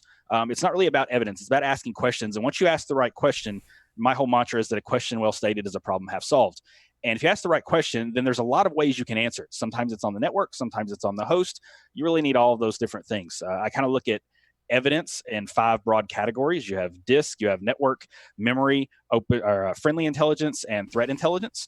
And if you're going to ask me which one of those I want, I really want all of them. You kind of need some facets of all of those to solve an investigation. And network is, I think, a little bit diminished as a part of that compared to some of the other things, but it is still an important part of it. Yeah, I think it will be a part of it for some time. That role might change, right? And how we use it and what information or data we can glean from it will change. But it's always going to be there. I think this whole shift to the cloud, like, that's great. Someone still needs a computer and a network to access the cloud, so it's going to be there, right? Well, at some point, someone is going, unless it's, someone physically on your site, at some point, someone is going to have to come across the wire into your network or an asset you control. It may not be within your physical network border. It may be in the cloud or so on. And those present opportunities for monitoring. And if you're doing that, there will be something akin to a flow record to prove that it happened. And it is with the correlation of that and other evidence sources that you can build the timeline of whatever compromise may have occurred. So, Chris, today, how did you form Applied Network Security? This is your company that you founded? Yeah, so Applied Network Defense, we're a small company. There's only 3 of us, and we're a training company, right? We teach people how to be better analysts, security practitioners. We're mostly focused on the blue team side, although we have some red team content coming out soon as well. I've had a lot of cool jobs. I worked for the Department of Defense for a while. I worked with Larry at Guardians. I worked at Mandiant, and I was actually sitting at Mandiant, and I'm a big believer that, for me at least, the things I do, I want them to have tangible impact on people's lives. And as I kind of looked across my career and the things I'd been doing and the things I were doing at the time, I couldn't really draw a straight line from the work I was doing to tangible things that were helping real people. And that just, I was at a point in my life where that wasn't going to work for me anymore. So I decided to step away from that. And I thought the best way for me to have that straight line from the work I'm doing to helping people live better lives and make the world a better place was to teach them. And that means either helping them get a job, helping them build their careers, helping them secure their organizations. And also it allowed me an opportunity to devote more time to the Rural Technology Fund, which we're going to talk about a little later. Mm-hmm. It sounds like things came full circle, right? Your teachers helped you early on in your career to give you opportunity, and you essentially use that as your business model, which it breeds the best businesses in my opinion. Yeah, absolutely. And when I say these teachers helped me, I mean, that's almost an understatement. I would, and this is in all serious, I would probably be doing the same things Billy Ray was doing right now if the couple teachers had not said, presented an alternate reality to me that this could be what I existed in. We grew up in poverty in West Kentucky. The house I grew up in was like 700 square feet. It's sold recently for $14,000. Wow. The real estate market ain't good in West Kentucky, but $14,000 ain't a lot of house. So you can kind of imagine the situations we grew up in. And that's all my parents knew. It's all their parents knew. It's all their parents know.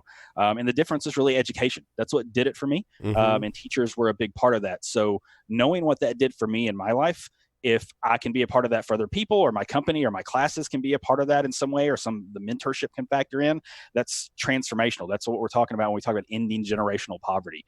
So a lot of the things I do, whether it's the Rural Tech Fund or the Applied Network Defense, it's with that sort of thing in mind. So I just have to know the story behind the course that is, I believe, offered for free on your site, about the story behind the cuckoo's egg, or what is the title of that? Yeah, so the Cuckoo's Egg decompiled. I guess it was late last year. One of the things I really wanted to do was teach a free class. A lot of the classes I have are you have to pay for them, but I wanted to do one that was free, really for a couple of reasons. One was that I have a lot of people who come to me and they want to get into information security, but it's such a broad and diverse field, they don't really know what area interests them. So I wanted to make a course that was kind of a survey of topics that got just deep enough into a lot of topics for folks to get a sense of what they were interested in, and then you point them to more relevant resources. I chose the Cuckoo's Egg because I think it's incredibly relevant. It's what got a lot of people into our industry. I found it later in the industry, but I found it very meaningful, and it was kind of seminal work in a lot of ways. I mean, we have the example of the first honeypot. We have all this nation state stuff going on, and a lot of the stuff you're reading about in that book hasn't really changed. So yeah, and that book was published in 1980 something. 89. And I'm still waiting for the audio version. The incident happened in 86. So I wanted to build this course, and I wanted to wrap it around a story because I wanted to make it accessible. And this was a compelling story, right? I told folks we're going to go over 8 weeks, and you're going to read a few chapters a week.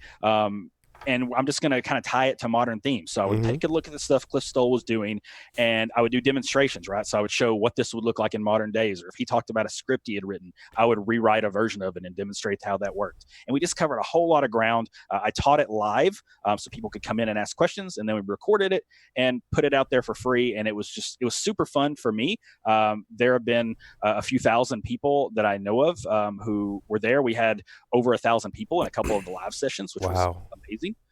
So it was great. It was so good. We're actually going to do another one later this year.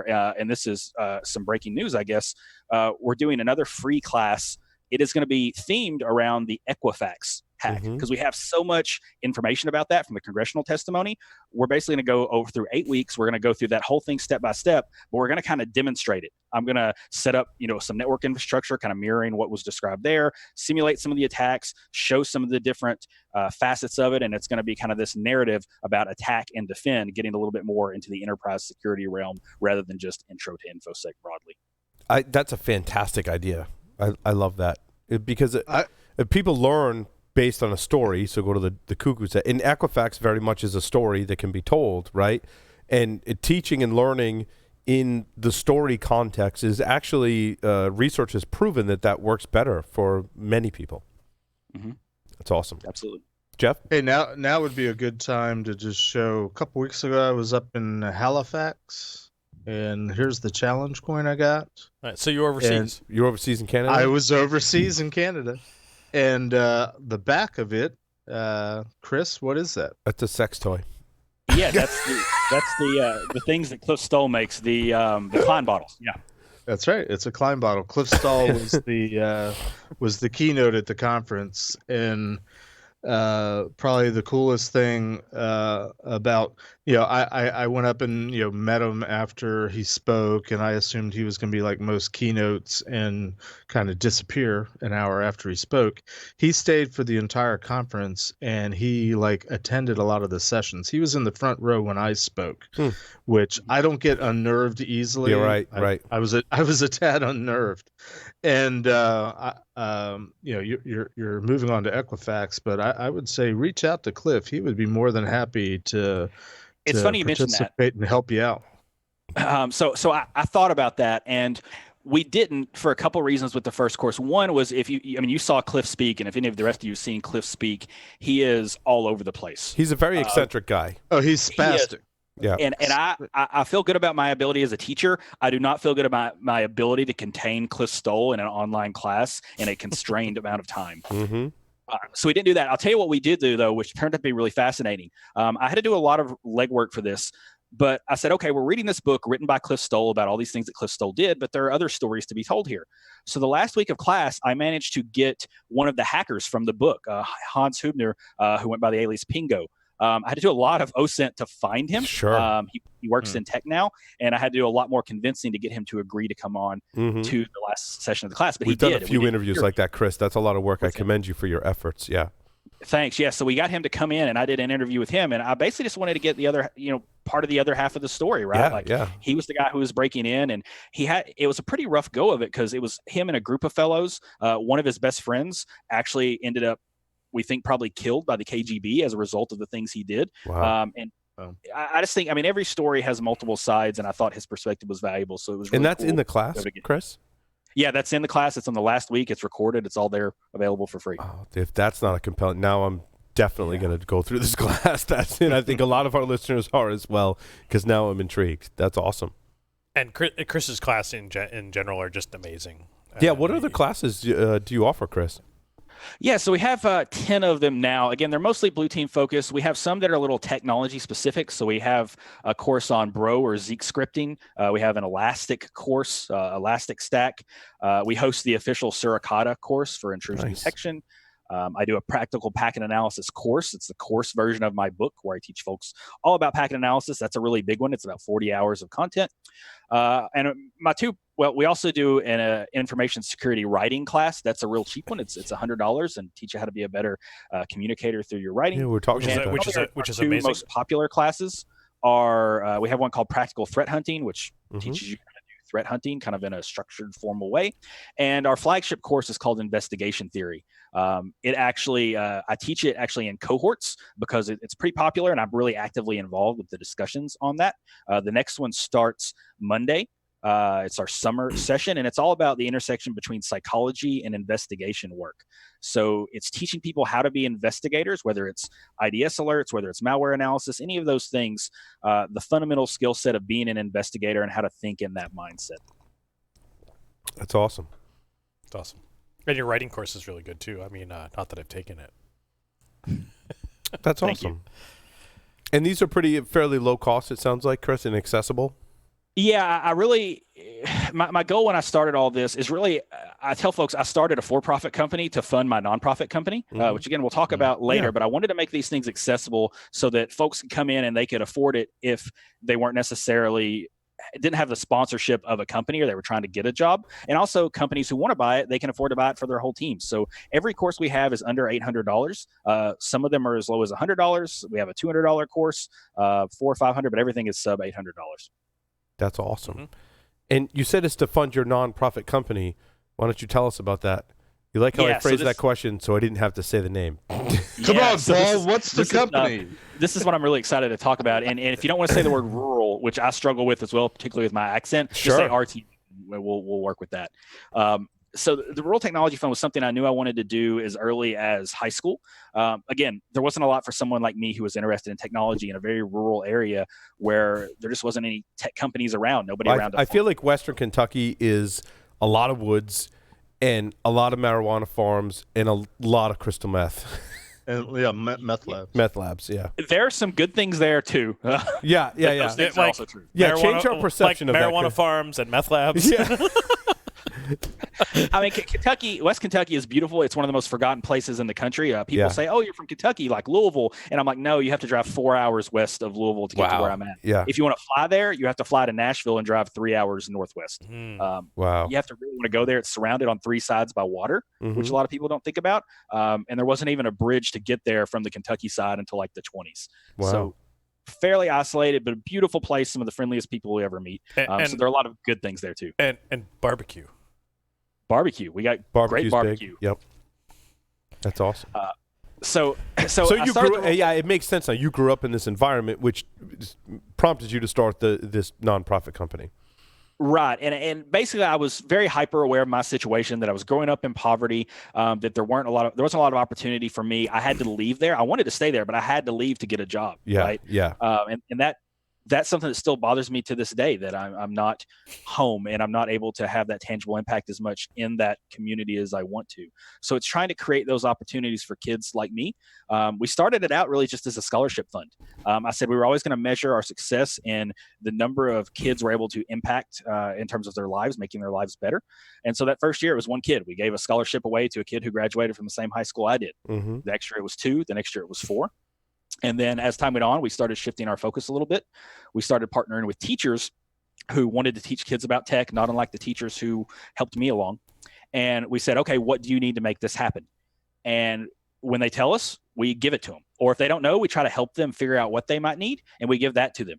And so now we measure our number of are impacted by the number of students we help improve their lives or introduce them to technology. And to date, it's been about 11 years. We've introduced a little over 80,000 kids to technology, and our goal is for that to be 100,000 by the end of this year. That's awesome. And how far-reaching is this organization, Chris? We are in 45 states, which means we have donated or contributed or worked with a classroom in at least 45 states. I really hope we can get to the other 5 by the end of the year. That's awesome. That's awesome. And so, how does it work? What are the 5 states you're not in? That's the shortest list. That's a better question.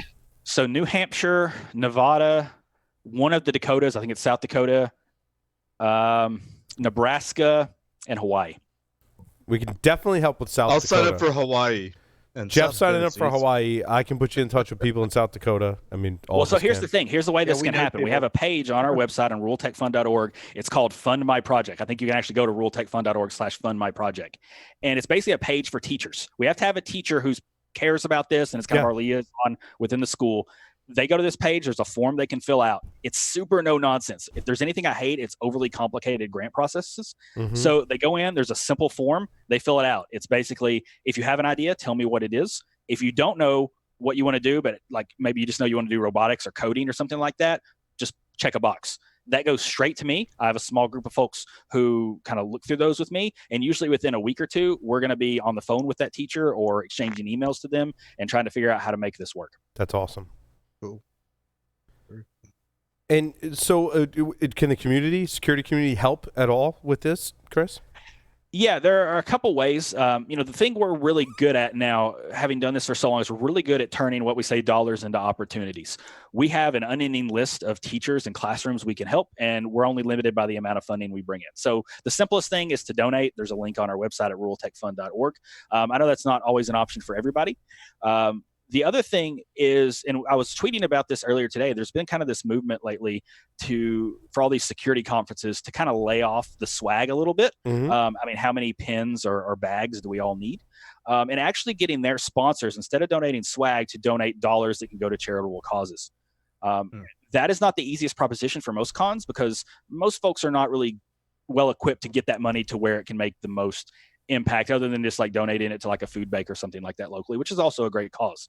What I'm telling folks who run security conferences is the Rural Tech Fund is really well equipped to make good things happen here. And we've done this in some other places. So what we're saying is get some of your sponsors to donate money instead of swag, and we'll advertise, and you can advertise for them, give them all the credit.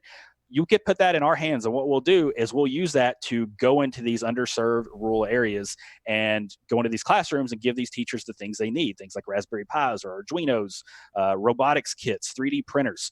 We're very well equipped to do that, and we're very well equipped to do that all over the country at this point. Are you training the teachers as well, Chris? We are not. So the thing we do, though, is we do not donate anything to a classroom that does not come with curriculum. Okay. So Gotcha. The teachers we work with, and we kind of make sure of this, that they are passionate enough about this, that they are willing to put in the work to kind of learn it. And we'll help them a little bit, point them in the right direction, but they kind of have to be self-taught a little bit. And we've had really good luck with that.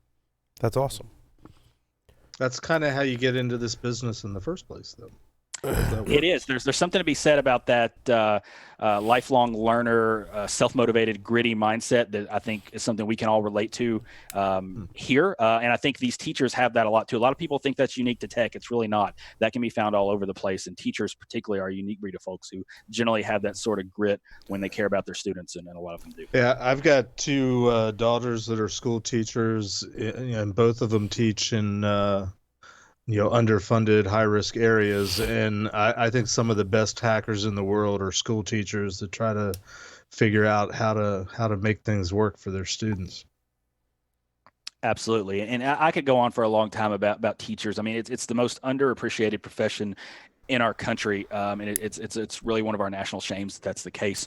But it does produce this environment where we have these teachers who go above and beyond. They do all these crazy things. They a lot of them are spending their own money. Right. I've had teachers email me who say, hey, can you help? Last year, I spent $1,000 of my own money to buy this robotics kit for my students. And that $1,000 of their own money, that's a lot of money when some of these teachers, they get out of college and they're making, $32,000 a year. So the stories out of these things are amazing. And I'm just glad we're in a position to make it to where teachers don't have to spend their own money because they're already so dramatically underpaid. And I like how this segues perfectly from our previous interview last week with Philip. Yep, absolutely. If you haven't seen that interview, Chris, make sure you watch it. So Absolutely. So Chris, thinking about that, when you say you fund and you're able to impact all of these students, like what kind of money does it take to provide something real for some of these students? So I'm really proud of this in that we work really hard to make sure the dollars go really far. So one of the things we look for matching grant opportunities. So we sometimes work with places like 3M or the Bill and Melinda Gates Foundation where they'll match our dollars 1-to-1. And we also work with teachers to make sure they're giving access to as many people as possible. So if a teacher comes to us and says, I want 20 Raspberry Pis because I want to teach coding to this class of 20 people or this after school club, or even like our gifted and talented students, we're very picky about how we choose to fund that. So we will say, okay, well, it's great that you want to do this, but why limit it to just your gifted and talented students or just an after school club? What if we put it in your school's library and made it like a makerspace and gave everyone access to it? Yep. And we've been really successful at that. So what we've gotten to by employing all those strategies is basically we can put technology in front of a student on average for about $3 per student. Sometimes it's a little more, sometimes it's even a little less, but for about $3 per student, we're putting some type of tech resource into the hands of another student. And I'm incredibly proud of the efficiency at which we've been able to do that. It's been a lot of work to get there. Nice. And it's nice to see about the matching and those types of things as well. Well, and I'll also add too, like I'm really big on transparency. I mean, I've been doing this for 10 years, and I still feel really weird when I ask people to give me money to do these things. All of our financials we go well above and beyond even what most nonprofits do. If you actually look on our website, I do a year-end blog post every year, and I list all of our financials. Here's all the money we brought in, where it came from, and here's where we spent all of it, and it's all right there. And furthermore, we don't spend any money on overhead. So when you donate $1, that dollar is all of it going to a classroom. Of course, we have a little bit of overhead, but Applied Network Defense pays for all of that. And all the work we're doing is volunteer work. I don't take a salary for any of that work. So 100% of everything anybody donates goes straight to the classroom. That's awesome. Excellent. So, Chris, as an example, what kind of things would $1,000 get you? Or more importantly, what would $1,000 get the students? A lot. For $1,000, we could build a reasonably sized makerspace in a school, right? And we're talking a school of several hundred folks. So we can put some Raspberry Pi kits in there, some robotics kits. For younger students, we do things that to most people look like toys, but they're kind of learning toys like B-bots or dashes and dots. We can often, do 3D printers. We're not buying the biggest, nicest 3D printers because they don't really need them. We're buying like these Da Vinci units, which work pretty well in a school environment. So for $1,000, we can put like 4 of those in, or we can put a lot of Raspberry Pis in, maybe like a Chromebook. There's a lot of things that can be done there. Excellent. So to that, when you donate, can you sort of give a special note to the people that donate? Yeah. So here's my challenge. You hear it here first. I will match folks that donate because they listen to the show, and they tag it with Paul's Security Weekly when they donate to you. I will match up to the first $500. Wow, that's super generous of you. So I'm in for 500. It's up to the rest of you guys to come up with the next 500. Awesome. Chris, let me know how far we get. Yeah, not that you don't have enough to do right now. But Right. no worries. I'll be tweeting that and tagging it. Yeah, when you go to donate, it's a PayPal link. You don't have to have PayPal. You can just use a credit card. Yes, sir. There's a little comment box there, and folks can put Paul's Security Weekly in that box. Perfect.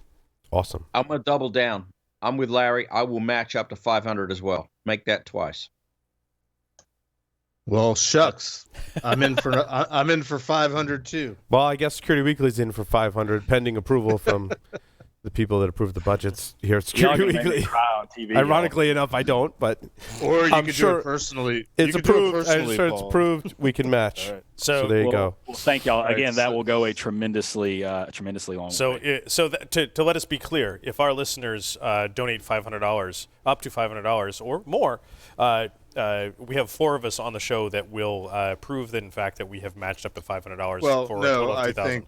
I think our listeners need to give, and we'll have to work out the particulars. But we're in it for 2,000 collectively, so our listeners should pony up for 2,000, and we'll have to figure out how to distribute the matching evenly. Yeah, we'll work it out. But yes, Yeah. that's Yeah. right, Jeff. All right. We just Thank did y'all it so much. right here. You heard it Well, here live. I love that we're all in on a good cause. Yes. I'm glad you Absolutely. came on the show, Chris, and talked about that, and supporting a good cause to encourage younger folks in technology is certainly something we feel passionate about. Obviously, so. Yes. Yes. Well, thanks, and I appreciate that. And I think the thing, as far as that, a thought to kind of leave folks there with is poverty is an interesting thing. We don't focus specifically on rural areas because rural kids are more valuable than non-rural kids. We focus there because they're not less valuable, right? Rural folks are stricken with poverty in a lot of ways. If you live in a rural area, you're more likely to die younger. You're more likely to be addicted to drugs. You're more likely to be disabled. You're more likely to be less educated and unemployed. And furthermore, poverty charges interest. If you have a toothache and can't afford to get it fixed, you're going to have to pay for a root canal later. If your air conditioner rattles and you can't afford to get it looked at, you're going to have to pay for a whole new unit later. If you have a cough that you can't afford to get checked out, you might have to pay for funeral expenses or stage 4 cancer later. When you're in poverty, it is harder to get out of poverty. And that empathy is hard to have unless you've experienced it. I have, and I'm sure a lot of people listening have. But I would just encourage people to think about how poverty affects people. Try to get yourself close to that. It's hard. It's easy to be isolated from what poverty looks like. There's a lot of ways to do that, and most of them don't involve a computer. One of the things I recommend is if you have a Meals on Wheels chapter in your area, you can spend as little as 2 hours a month volunteering with Meals on Wheels. You go and deliver food to those. It's a great program. I do it here locally, and you're going to it's a good way to be really close to the people you're helping. Yes. Experiencing poverty is something I think everyone should do, even if they can't. I don't mean that they should live in poverty, but experiencing and being around people who have to deal with that so we can all get a better empathy for that. Well, Chris, you're a great model for those in our community. Also, is that a copy of TCP/IP Illustrated Volume 1 by Richard Stevens on your bookshelf back there? That's a very good eye. We all have the same book is what we're saying. That's right. But another encouragement, that book's on Chris's shelf. It should be on everyone's shelf that wants to be in information security as well, to kind of tie it to this segment as well. Just learning those fundamentals is crucial. I will fully admit that I actually don't have a copy because all y'all have copies and I've borrowed them from you. Right. So, well, Chris, we just have 5 questions for you. Are you ready to play 5 questions with Security Weekly? Yes. Chris, 3 words to describe yourself. Paula Deen of packets without the racism. If That's you one of the were 3 words, but the first thing that came to mind. if you were a serial killer, what would be your weapon of choice? My barbecue pit. If you wrote a book about yourself, what would the title be? Poverty charges interest. In the popular game of Ask Grabby Grabby, do you prefer to go first or second? Yes. Choose 2 celebrities to be your parents. alive, dead, fictional, or otherwise. Ooh, Jimmy Carter and Bill Gates. Very Wow, nice. what interesting choices. And Chris, just because I'm curious, a bonus 6th question. When was the last time you played Cards Against Humanity? When I played it with you, I think. The last time. Oh, No, infamous it wouldn't have been with me, but it would have been the year previous to that. But Okay. yes, Yeah. the stories still live on, I might add. We might need to cut his mic off now. Nope, not saying a word. Not saying a word. Not my story to tell. Well, Chris, thank you very much for appearing on the show. And where can people go again to learn more about your nonprofit organization? Yeah, so for the Rural Tech Fund, it's just simply ruraltechfund.org. For the for-profit company, for my training, it's networkdefense.co. Awesome. Excellent. Chris, thank you very much. Thanks, Chris. Thank y'all so much, and appreciate the generous offer. That was super kind of y'all. Outstanding. With that, we'll take a short break. Come back with the security news for this week.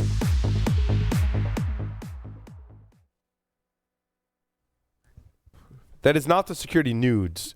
It's up on the board. Security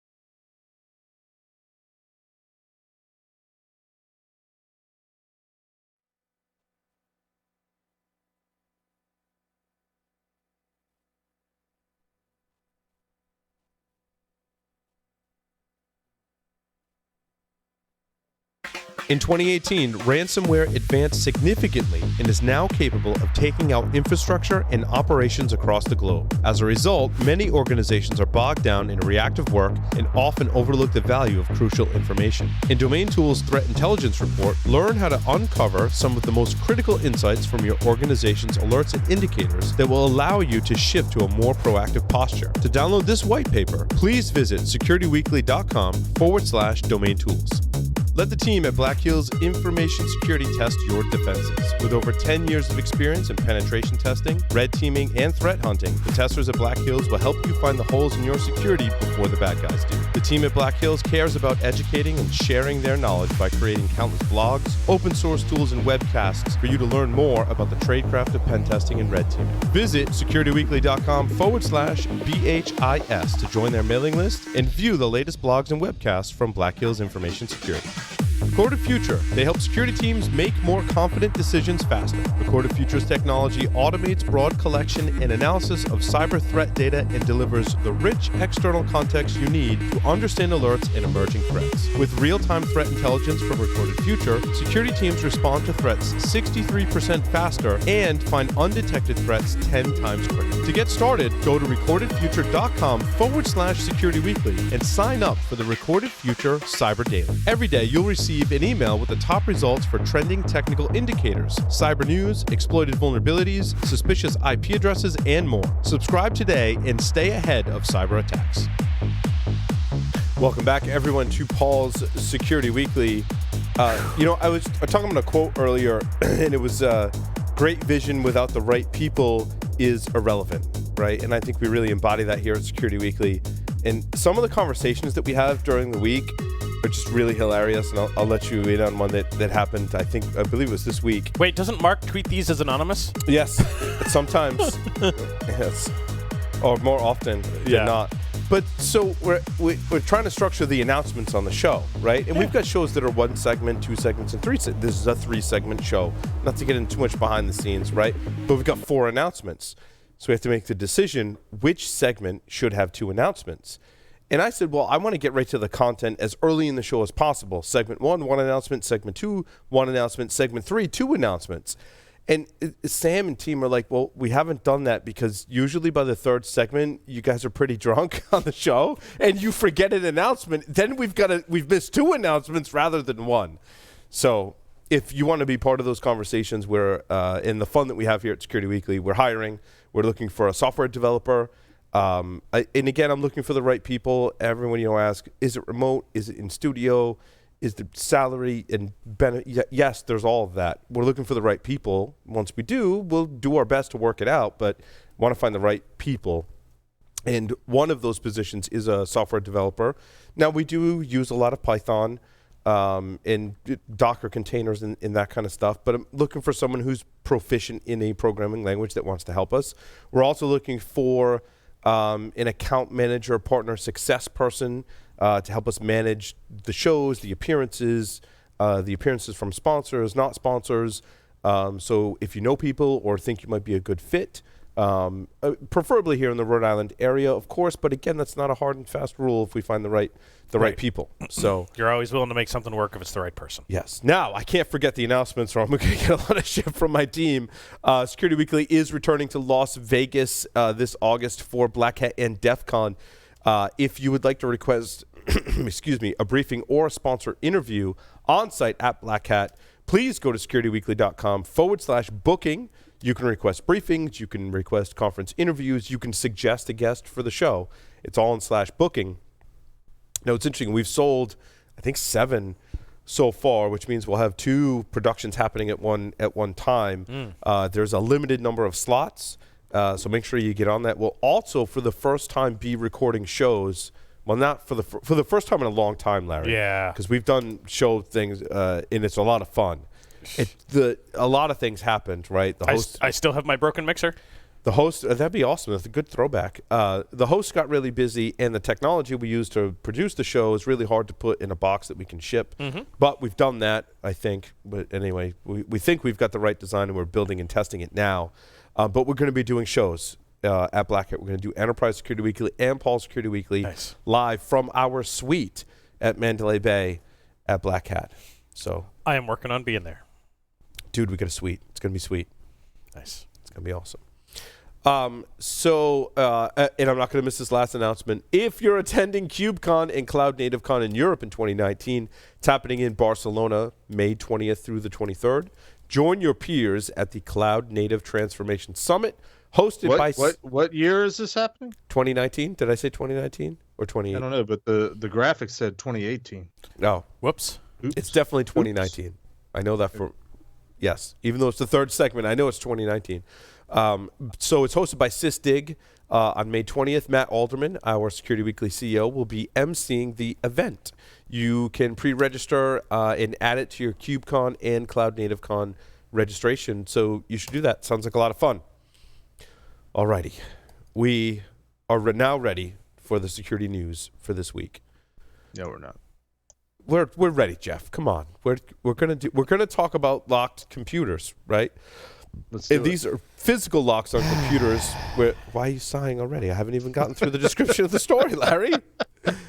Physical locks on computers. Let me finish. Very popular in the 80s and 90s. All right, I get it. Largely because computers, I think, were really expensive. The article also mentions that RAM was really expensive, so people would steal them. Apparently, mice were really expensive, like the ones that are connected to your computer. And were regularly stolen. This comes from the comments in the article. The comments in the article were better than the article, in my opinion. So let me just tell the story really quick. So the people were stealing mice in the lab. They got out an unused backplate from each case, which is, I think, just awesome hacking, right? Like, what do you have on hand to make something that can stop people from stealing mice? Well, inside of each computer case, we can take the backplate out. We can drill some holes in it, ran the mouse cable through it, and somehow put the cable from the serial plug and drilled the black. They described the whole thing. Basically, they screwed metal together that they got from the computers, so that you had to cut the cable if you wanted to steal the mouse. Well, then they thought, well, problem solved, right? And then sometime later, probably out of frustration that they couldn't steal the mice, they stole the balls. And for those younger listeners, mice used to have balls that were in them. You used to have to clean them and stuff. In fact, IBM had a specific field replacement unit notification for it. Now most mice are Unix. Yes, they're lasers and stuff. So they closed the whole lab, and they said closed until all balls are returned. Take from that what you will. Some people probably got angry, and I do this with my kids all the time. I'm like, if you don't clean up, like, everyone loses their iPad, right? Like that kind of, like, which is just terrible. I don't think it's great parenting, but sometimes I get painted into a corner and I have no other option. Dude, that's like being in the barracks and one person F's up, and everybody suffers. Everybody suffers, right. and then if the drill sergeants do it, it can't be all wrong, right? Exactly. Well, it can be all wrong. I mean, and then everybody gets beaten with soap and a sock in the middle of the night. I tell them they need to work as a team. They need to help each other, right? And there's some motivation. Similar situation here. And I don't know when. Oh, the next morning there was a bag of balls outside the lab. Someone returned all the mice balls. Or they stole them from another lab and they just brought it back in so they could use their lab again. Yes. I thought that was a neat story. I don't know what the security lesson is. You just thought it was a funny story. You've been drinking. I think the moral of the story is you got to secure your balls. That's really... You got to secure your balls. Yeah. Okay, moving on.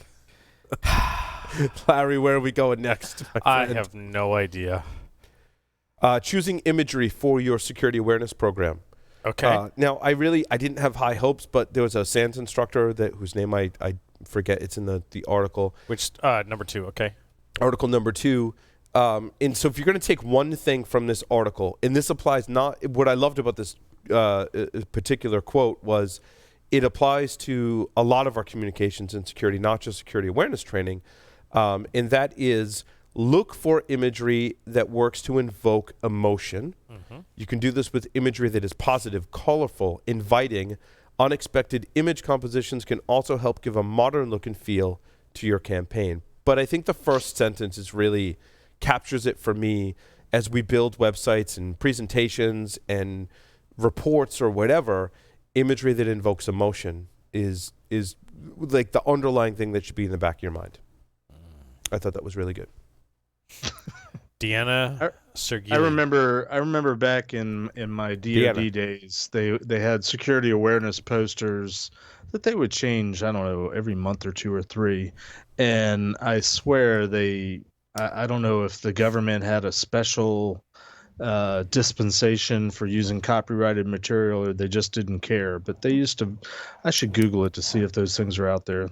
We had some great security awareness posters back in the day, and they were mostly based on not necessarily emoting type of imagery, but certainly popular iconography of the day. How's that for fancy words? That's some fancy words. Paul's wondering, what the hell did he just say? So that was He said iconography. That's fucking I crazy. said iconography. It's related to cryptography. Is that like emoticons? Is that? It's like steganography. No, it's more like Looney Tunes. Yes. That was a cartoon for those younger listeners out there. It wasn't just a cartoon. It was a series of cartoons. Larry is correct. It was a series of cartoons. Yes. The top 5 configuration mistakes that create field days for hackers. Sometimes I don't know. Doing this show, sometimes I feel like we just make things way too complicated. And I think this article kind of brought us back to, and I know it's cliche, right? The basics of security. We all talk about what that really means. But I think there's some merit in what they're pointing out is, as when we do pen tests, right? These are commonly some of the things that we see that make it way too, like it shouldn't be that easy. Those things are default passwords, password reuse, exposed remote management services, missing patches, and logging just disabled or non-existent. Yep. Back to our previous conversation, Lesley, about logging being non-existent, right? And you can certainly have a field day if no one's watching what you're doing, right? But oh my God, yeah, it's totally right. This story. I mean, honestly, if everybody was doing everything right, pen testers wouldn't really have a job. But not everything, Joff. If you did these 5 things, right? We could probably modify this list. This is what came from the article. At least the first 4 things, I feel like they're not complicated. It's not everything. It's those 4 things. If you did those 4 things, you'd be in much better shape. Yeah, absolutely. You're raising the bar significantly. Jeff, you'd still have a job. It would just be a boring job. That's all. But Perhaps. there's PCI that makes you have to do pen. Oh my God, Oh, Jeff! So glad we checked the box. He had to find a way to bring He shoots, he scores. Jesus. Somebody just get him off the show. Get him off the show right now. I've missed you, Jeff. Your shiny head and everything. Now, since Jeff is here, are all 5 of these things addressed in some capacity in the PCI standards? Oh, absolutely. Absolutely. Are they more softer guidelines in some of these areas, Jeff, or are they pretty much hard and fast things that you shouldn't do any of these 5 things, basically? Well, that's a trick question because there's 400 some odd controls in PCI, and in theory, you have to be 400 out of 400 to be PCI compliant. The game of PCI is limiting scope, limiting the number of systems that are being reviewed, which I always translate to, we don't have to do security in all these other systems because nobody's making us do it. Right. No, these are all absolutely fundamental requirements within PCI, and unfortunately, the article talks about these are common mistakes that still show up. But these are things that for the companies that actually do try to do PCI and do it well, they struggle with this. I have a current customer that, let's see, yep, that's an issue. Yep, that's an issue. Yep, that's an issue. Oh, yeah. Yeah, these are issues for my current customer. For sure. Microsoft Windows 10 will get a full-blown built-in Linux kernel for Windows Subsystem for Linux version 2. My feeling on this is, if you're gonna run Linux, just run Linux. Some people like Windows. What's the motivation, Paul? What's the motivation behind this? Some people want the best of both worlds. Market share. But think about all the ways to slice and dice this problem, right? I mean, of course, I can have a VM, and okay, it's not a perfect solution, but I can have a VM. Potentially have a container as well, which maybe needs a Linux or just some type of other system to. I mean, it doesn't just run on Linux, right? So there's containers. But the other thing is, some of the things I'm looking at are Intel makes, what do they call them? It plugs into the HDMI port, and it can. Certain models run Windows, certain models can run Linux natively, like supported Linux. Other ones they've kind of hacked to run Linux. I forget what they're called, but there's a few different manufacturers of them. They basically are small, very small form factor PCs that plug right into the HDMI port. Kind of like a Chromecast, but it's a Linux box. It's a Linux box, so like a Raspberry Pi, which the Raspberry Pi was intended to do. Right. So I don't think it's too complicated, Paul. I mean, it's market share. It's an opportunity, perhaps, for Microsoft to make more money. Is Linux putting out a Windows kernel in any of their builds?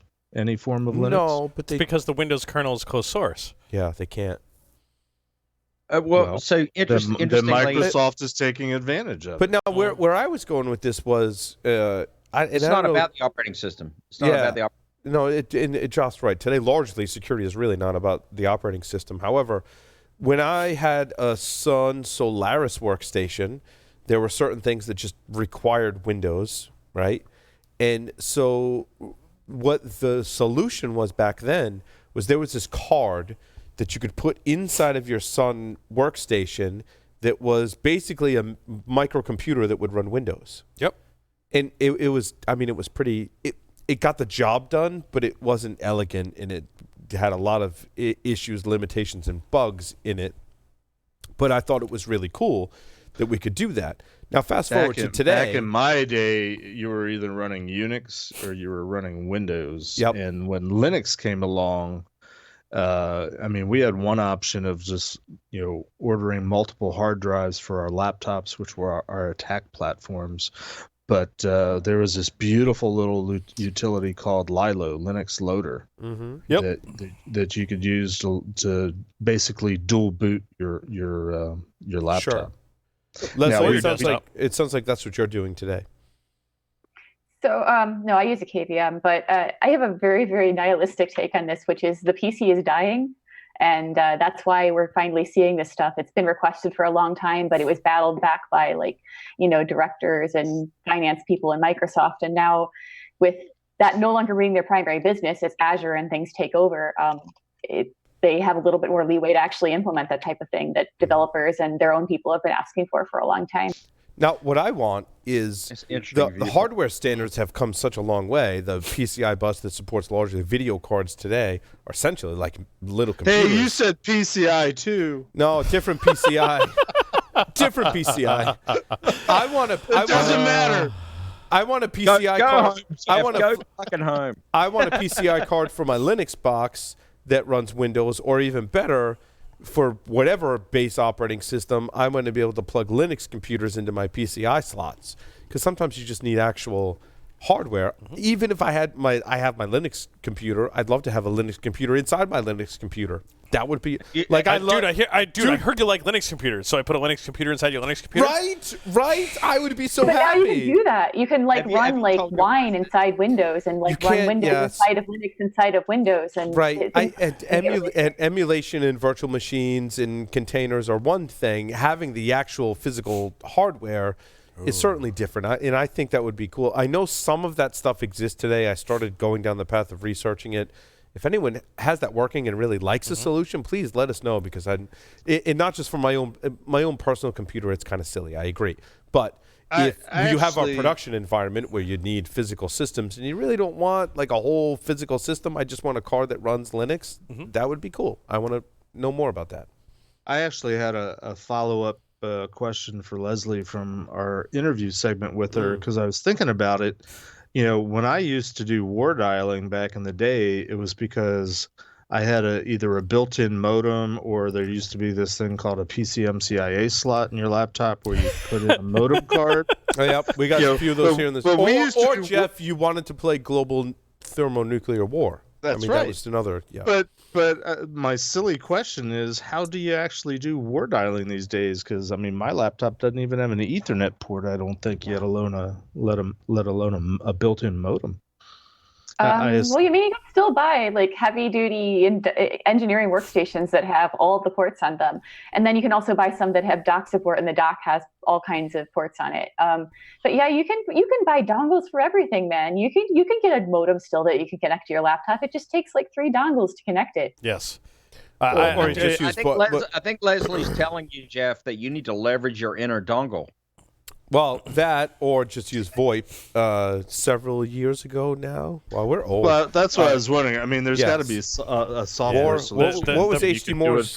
Well, so HD Moore's project... Warvox? Warvox. It doesn't support being able to do full communication over VoIP because the fidelity for VoIP is not there to be able to do actual data communications. Okay, thank you, Larry. Yes. But yeah, and Leslie's absolutely right. You use a dongle that connects to a dongle that connects to a dongle, and you can still get laptops that have PCMCIA. I have some older ones, and they're reasonable. They're Core i5s that have PCMCIA. Also, you can do Express 34, which is a pin-for-pin replacement for PCMCIA, and they make adapters that do Express 34 to PCMCIA that effectively puts the PCMCIA slot outside of your computer, which then you plug your PCMCIA modem into. Ask me how I know this. Which then you connect a lot of the Wi-Fi technology back in the day when we first started the show we were messing with was all PCMCIA. Yep. And I imagine that you've carried forth. I'm thinking of one particular project that we can't speak about publicly. I guess, can we? The card's sitting right there. There was a debug mode on this card that you could basically jam 2.4 gigahertz. Yep, yeah. It's the test utilities for the SMC. I can't remember the model number card. It was released by SMC to the FCC for their testing. It was posted on their website as an executable accidentally, and what had that happened was it enabled continuous transmit, which created all sorts of excess RF energy. You could jam any one particular channel yes, on 2.4 gigahertz. And you could actually, and it would carry over because it wasn't one channel, because you can do 1, 6, and 11 type of deal. But now, that's an FCC violation, clearly. Yes. I like that. Like, yes. Technically. And I had to think about that because the way they were doing it was they weren't generating packets, they were generating noise. And that's an FCC violation. Yes. It was very, Bob told me it was very effective. We haven't talked about Bob in a long time. I have a hacker trivia question, and this is just for Paul. Paul gets the first chance to answer. What was the name of the popular war dialing program used in the 90s? Oh, crap. I can't remember. I've used it before, too, and I can't remember. Larry? The name is Job? Right there. Leslie? I feel so old. Oh, man. It was like War something. It was like War something. I don't remember. It was a war dialer. I remember Ward Vox. That was impressive. Vox, yeah. Well, you guys were talking about Wireshark. Tone low. It was Tone low. You could have given us a hint and said Funky Cold Medina, and then we all would have got it. Yeah. It was Tone lock. My hint was Larry. My hint was Paul has to answer it first since you're into hip hop. Oh, it was too subtle. Didn't make those connections. See, I told you it was right there. And before Wireshark, there was Ethereal. TCP dump. I think it was a much better name. Yeah. And before TCP dump, there was the Network General Sniffer, which was hardware. Oh man. Yes. That's going way back. And you had to buy that on a system, and it was luggable. It wasn't even a laptop. Oh yeah, it was an appliance. Yes, it was. I remember that. It was a luggable, but you needed a hand truck to get it around. Pretty much. Yeah. Nerds were so much more fit in those days. Oh, since we're on the topic, securing satellites. This article. So I was hoping for more technical information on how you actually hack into satellites. There's been talks at various, security cons over the years. However, the thing that was awesome about this article was they said for hackers with deeper pockets, they could realistically launch their own CubeSat into orbit and then conduct hacking operations from there. The benefits are primarily related to proximity, right? You don't have to wait for the Earth to spin and all that stuff. which is fantastic. Living that through, my younger children and explaining them how the Earth turns and stuff. But anyway, Well, I want to put that's silly, sign me up. The Earth is flat, Paul. The Earth, I forgot the Earth is flat, but sign me up. I want to put a satellite into space to hack into other satellites. Like, that is one of the coolest things I've heard of in The a long Security time. Weekly CubeSat. Let's do it. That could be a I'm thing. all in. That could be a thing. It depends on how deep the pockets need 50 to grand. be. It's gonna be you guys' fault when that gravity thing happens and like the space junk starts crashing into everything. Right? There goes my Like, I hacker. just need more satellites. Can someone catch my hacker satellite? Yeah. It's falling. So it's 50 grand. 50 grand. Okay. 50 grand. Now my comment. If you want to donate to the Security Weekly satellite, Go donate to the Rural Tech Fund instead. Yeah. No. We can donate to Rural Tech Fund, or we can put a satellite in space. I mean, my comments would be on that, Paul, is go check out CubeSat stuff. And my thought initially is this, and I'm going to put this to someone else to do because I have way too many other projects on my hands. Go find out what folks are deploying CubeSats for and find out how they're communicating with them. Many of them are open research type projects that you could figure out. And just like many of the other satellites that have been used for either communications or military purposes, there could be absolutely opportunities for us to take control of already launched of the 1,000+ CubeSats that are out there for nefarious purposes. naive question, satellite TV and that hacking that goes along with that, pretty similar to other satellite communications, or like wireless, does the frequencies and protocols, I would assume, vary, right? Oh, yeah, definitely. They absolutely can vary. The speed is different. The radio technology that you're going to use is going to be significantly different. It's frequency and modulation more than anything. Right. Yeah. And go get your ham radio license. Which is learn something about. Which is trivial for the right people. Right. Yeah. Like, go get your ham radio license and start learning about satellite communications with low power ham radio, such as getting your technician license, which is the entry level. You can start doing communication with satellites with a handheld radio. Legally. You can do. You can start doing satellite archaeology too, which is an incredibly cool hobby, which I've always wanted the time and the money to get into. What is the archaeology aspect of that? So people shoot satellites up there in the air, and they're made to have a certain lifetime, right? Because the battery is going to degrade, the solar panels are going to get pitted and stuff, and so they're made to work for a certain, especially communication relays, they work for a certain amount of time, and then they're expected to just die and become space junk or get disposed of some other way.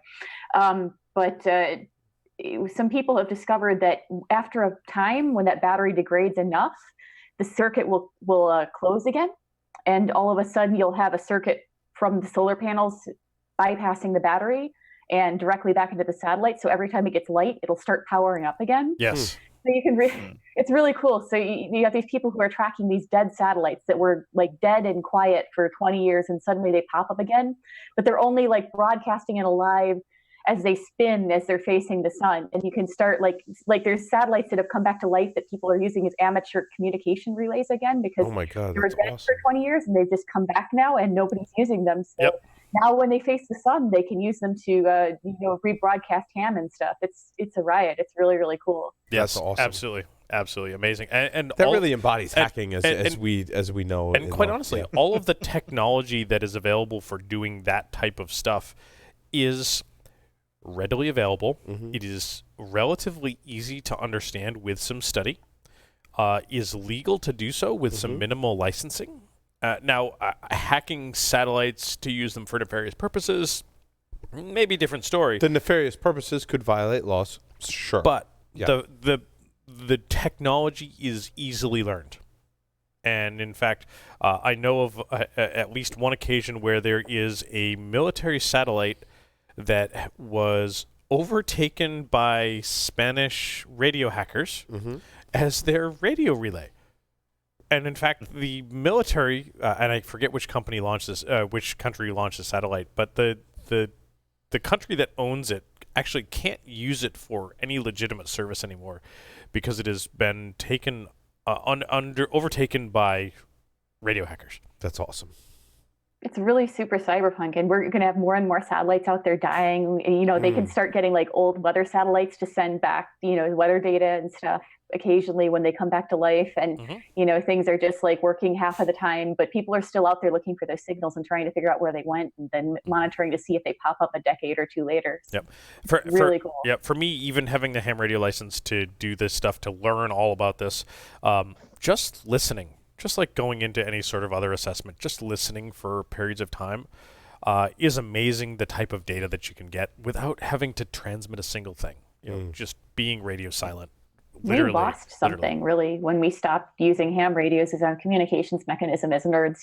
Like it's just something to just be flipping through those airwaves and find somebody talking, or a broadcast from another country, and it depends on the ionosphere and stuff what you're going to get that day. It's really cool. One of my favorite things, geeky pursuit, is that when during a storm, when my geographical region loses power over a significant area, my favorite thing to do is to use my ham radio, because there's no QRM, there's no local interference for all that crap. Yeah. And all of my ham radio gear is solar powered, so you have power. I can run for weeks for my ham radio. Listening, I can run for months. Wow. Transmitting, weeks. Could you run indefinitely if it's solar powered? Yeah, I could effectively run indefinitely with limited times of transmit and receive. Gotcha. So to speak. You guys are just making me all nostalgic, because I began my career at a certain DoD agency, and we were all about radio communications and communications on all sorts of different wavelengths. And it's like not going away. It's like it's being rediscovered. Yeah, absolutely. How much fun is that? And that's one of those things that I talk about in the 617 class when I teach it, is that I ask the students, we get down this route about RF theory and stuff for a few minutes because I digress, and I ask, how many people have a ham radio license? And very few people raise their hands. And my comment to them is, you call yourself nerds? Digital is so static, and you know what's going to happen when you go to a website on your computer, and you can log into Fortnite and play with people from all over the world, and it's all real time. But there's something beautiful and organic about seeing what you run into in the airwaves, and and not knowing for sure what you're going to find that day. Yep. I have a serious and ironic question for you, Larry. How do people get into ham radio these days that Radio Shack doesn't exist? It's called Amazon. Yeah, seriously. No, you get your study materials from Amazon. You get your ham radios from Amazon. That's where I got some of my last ones. But there's a difference in Amazon and going to an actual Radio Shack and walking up every aisle and looking at all the things that are there and just dreaming about the possibilities. How do you translate into that the Amazon world? I missed that experience. Yeah, I was telling Larry, like, my awful soldering skills that need much improvement. Like, I fixed my son's electronic motor powered dirt bike, and Jeff, I'm hearing what you're saying, right? Like, I miss Radio Shack. Like, I miss being able to go and find all those little parts that I don't have to go to Amazon and order. The part that I could go to Radio Shack and basically assemble something to fix really anything. Right? To put that in perspective, Radio Shack is gone, and we have a hard time in New England with something like that because in other areas of the country there's like Fry's, and if you can find, there's one in Cambridge, but like difficult for our area of the country. Go to stuff like the MIT flea market. Check out ham radio flea markets in your area. Check out like the ham radio fairs. Like they'll do a big gathering once a year. Like there's one once every other year here in the Massachusetts area, which isn't too bad, but it's huge. There'll be like 10,000 ham radio enthusiasts with their pickup truck selling stuff off the back of the pickup truck, and then there'll be the big vendors there that are showcasing their latest technologies, and you can buy every connector and every cable and everything under the sun that you can imagine. Awesome. I mean, that's like a nerd Radio Shack for RF folks. When I was a kid, the rite of passage into geekdom, I guess, was to get your crystal radio set and build that, so you could build your own radio. And you had to, you got a roll of copper wire that you had to wrap around a spool to create the coil, to create the receiver. Do they? I mean, just going back to the, teaching rural tech, everybody's like going out and getting Raspberry Pis. we should be giving everybody crystal radio kits and have everybody build a radio. And if anybody's interested in that, please write in PSW at Security Weekly. Absolutely, I have a bunch of links on that stuff because this is some of the things that I've purchased and put together. And this is still a thing because you take ham radio folks, and traditionally you see ham radio as being that guy in the basement with a bunch of radios and a computer monitor now, and not going outside. But no, many of them are attempting to be active and that are trying to do stuff on the road or hiking. There's this thing called Summits on the Air, where you hike up a mountain, you get to the top of the mountain, and you try to make radio contacts. That's awesome. And there's tons of that. And in order to do that, you have to carry small batteries and small low-power transmitters, often stuff that will fit inside of an Altide skin that can communicate around the world. Changing gears somewhat. Yes. Certainly not talking about the security news. In this kind of like maker hacker spirit, Larry, one of the things that we've been talking about, Sam and I are both kind of shopping for new keyboards. And it's funny, we both got in the office and Sam's like, I'm looking for a new keyboard. I'm like, what's funny? I was too, because my old keyboard is the DOS keyboard. Yes, DOS keyboard. But the version that I bought was made for Macs. Yeah. And had all the controls for Macs. Now, since then, I've switched from Mac to Linux, and I'm all Linux on my laptops and desktops, which is awesome, by the way. Maybe some segments on that. But I'm like, I think I might need a new keyboard. And I start researching, and I'm like, what are all these colors? Because I'm old school, right? What is the old IBM keyboard? I saw IBM Model M. Model M that I saw when I first started as a programming intern. It was my first job in technology. Would you like one of those? It was an IBM reseller. Would you like one of those? Because I've got one. I'm considering it. Because I've got one. Yeah, I may buy that. We'll talk. All the keyboards were like IBM Model M keyboards, and that's kind of like my first job. I was doing a lot of obviously typing and coding on the keyboard, and I'm like, to me, that was a keyboard. Fast forward to today, and I'm like, what comes in these laptops? I'm like, that's just like a faux keyboard. Like a real keyboard makes the click when you punch the key. It has a certain throw to it, has a certain tactile feel. It has a certain sound that I know and love. Amazing resurgence in the custom keyboard market. Yeah. So now there's this whole, like, people that are posting comments on like Amazon. I'm looking at these keyboards. I'm like, there's like a nerd rat hole to go down. Oh, yeah. Like, dude, if you want to go down the nerd rat hole, don't go to Amazon.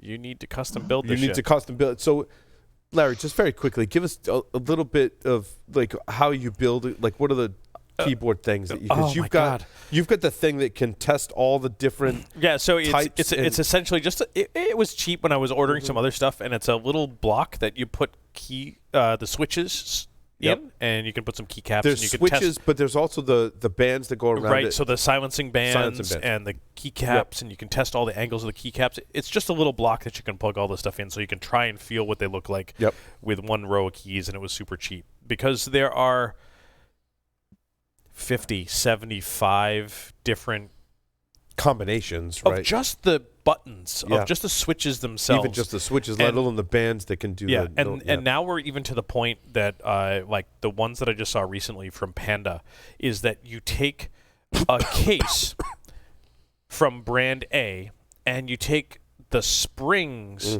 from brand B and you take the shafts from brand C, and someone deconstructs all of them and assembles them into a new switch. Because there's multiple options based on all those different parts.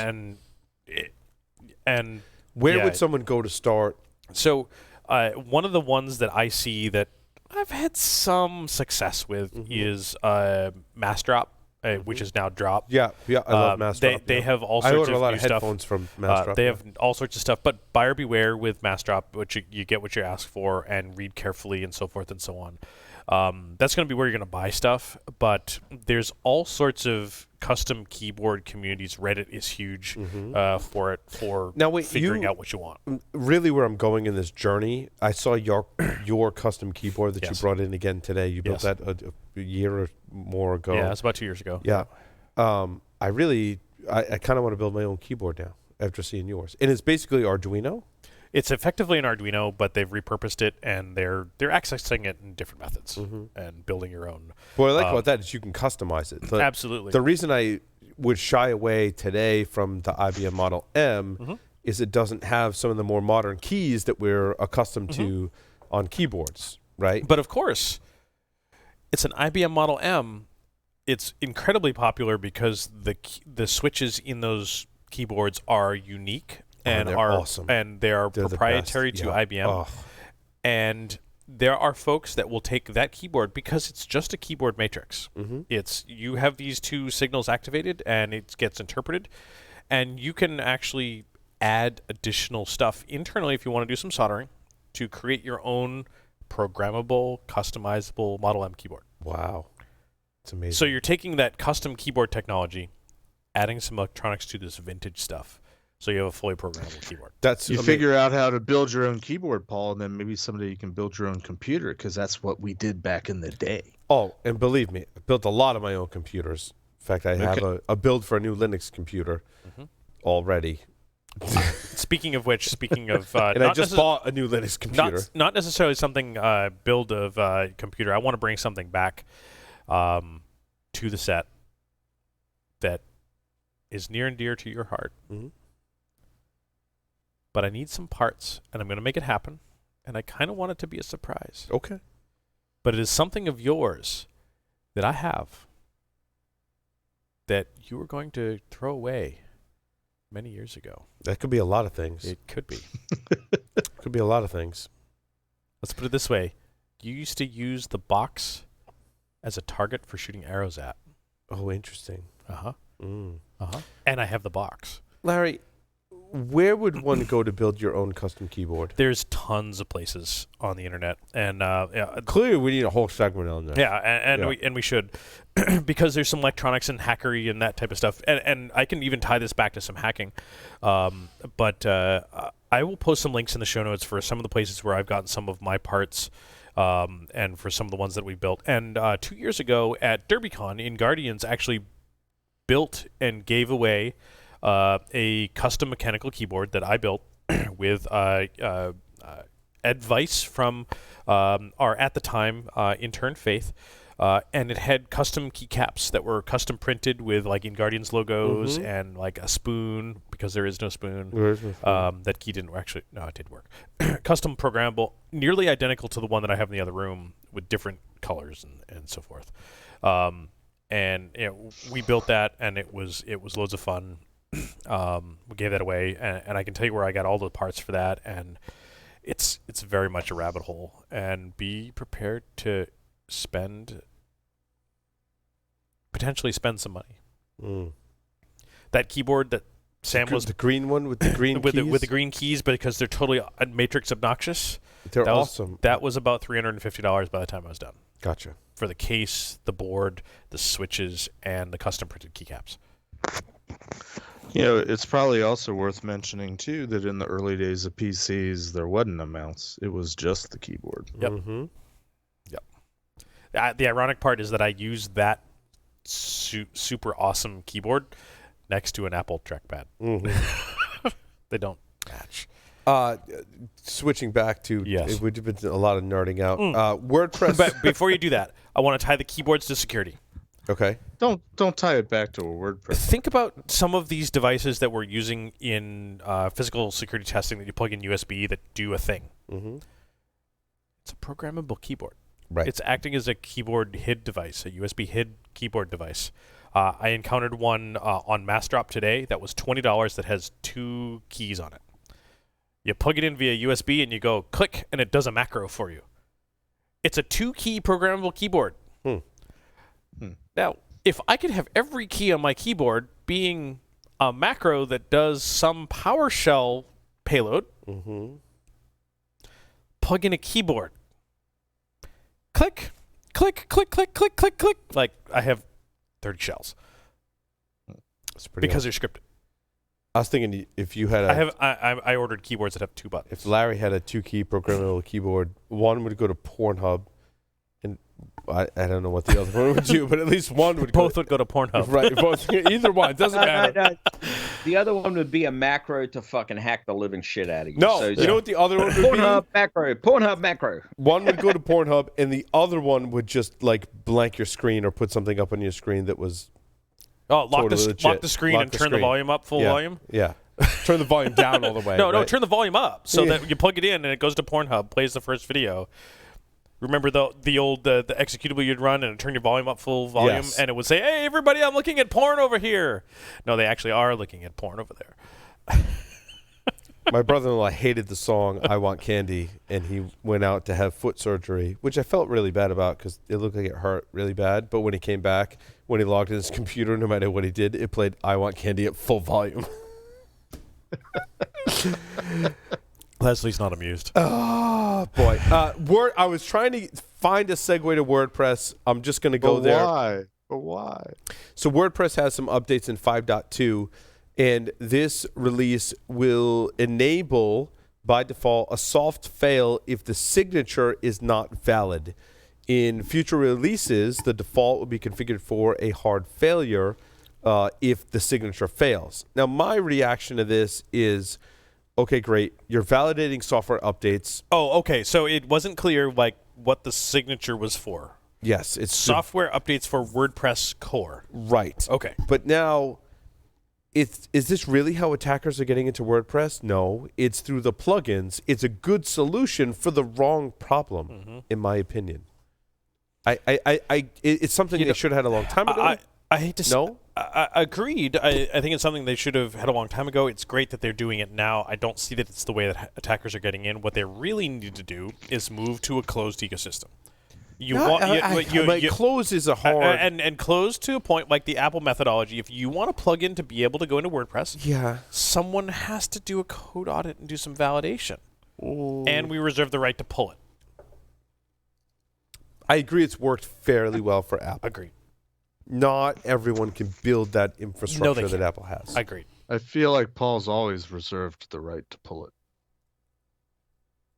Well, I have 3 kids, so that wasn't always the case. But anyway, that just kind of grinded my gears. But now you have 3 kids, so... Anyway, and I love all 3 of my kids. And the youngest one is, at least right now, and I'm hoping it even becoming more of a Star Wars nerd than I am. We find these old lightsabers, right? Because he's the youngest of 3, and I put batteries in him, and he's just running around the house for hours, just enthralled with the lightsaber, and quoting lines from the movie, and not just the newer movies, but the original, series. I'm like, oh man. Hey, since you brought up a WordPress story, I ought to get to bring up a PCI story. Somewhat. How does that? PCI. Does that? In any case, okay. Let's talk more about PCI, Jeff. I'm sorry. How the fuck does that happen? because Paul is shit-faced and I can get away with it. I am not. A little. I'm not. Anyway, continue, Jeff. What's that charitable fund we were talking about earlier? I got through all 2 announcements in this segment, Jeff. Just so, Canadian mobile provider Freedom Mobile, they had an issue where a bunch of customer data was leaked out, and it was discovered by a third party. And so I have 2 item stories up listed in the show notes that relate to it. But this sort of ties back to our earlier discussion with Lesley, because in this case, apparently the third party was receiving log data from the mobile company, and it was apparently raw log data, because it had not only, it basically had transaction data in it, including, credit card number and the CVV, the authentication data, which you get in log data, which I used to see when I was first doing PCI assessments, 15 years ago. I thought that this had kind of gone away, but apparently it still happens. So while there's some places where log data doesn't happen because they're not logging, it's a good idea, if you do logging, turn it off and don't transfer it to a third party. I had another thing that really grinded my gears this week, other than Lindsay Lohan, WordPress, and Lindsay Lohan. Did we lose Lesley? Well, yeah, we did. She had to run. Okay. But thank you, Lesley. She's man. awesome. Yeah, we love you, Lesley. Yes. Alpine Linux She's not Docker listening. Alpine Linux Docker images shipped for 3 years with root accounts unlocked. Now, I'm not All right. taking away from the research. Alpine Linux Docker images. I'm not. Yeah, so that's a type of Docker. Yep. So anyway, the backstory is first. How do you ship something that's virtual?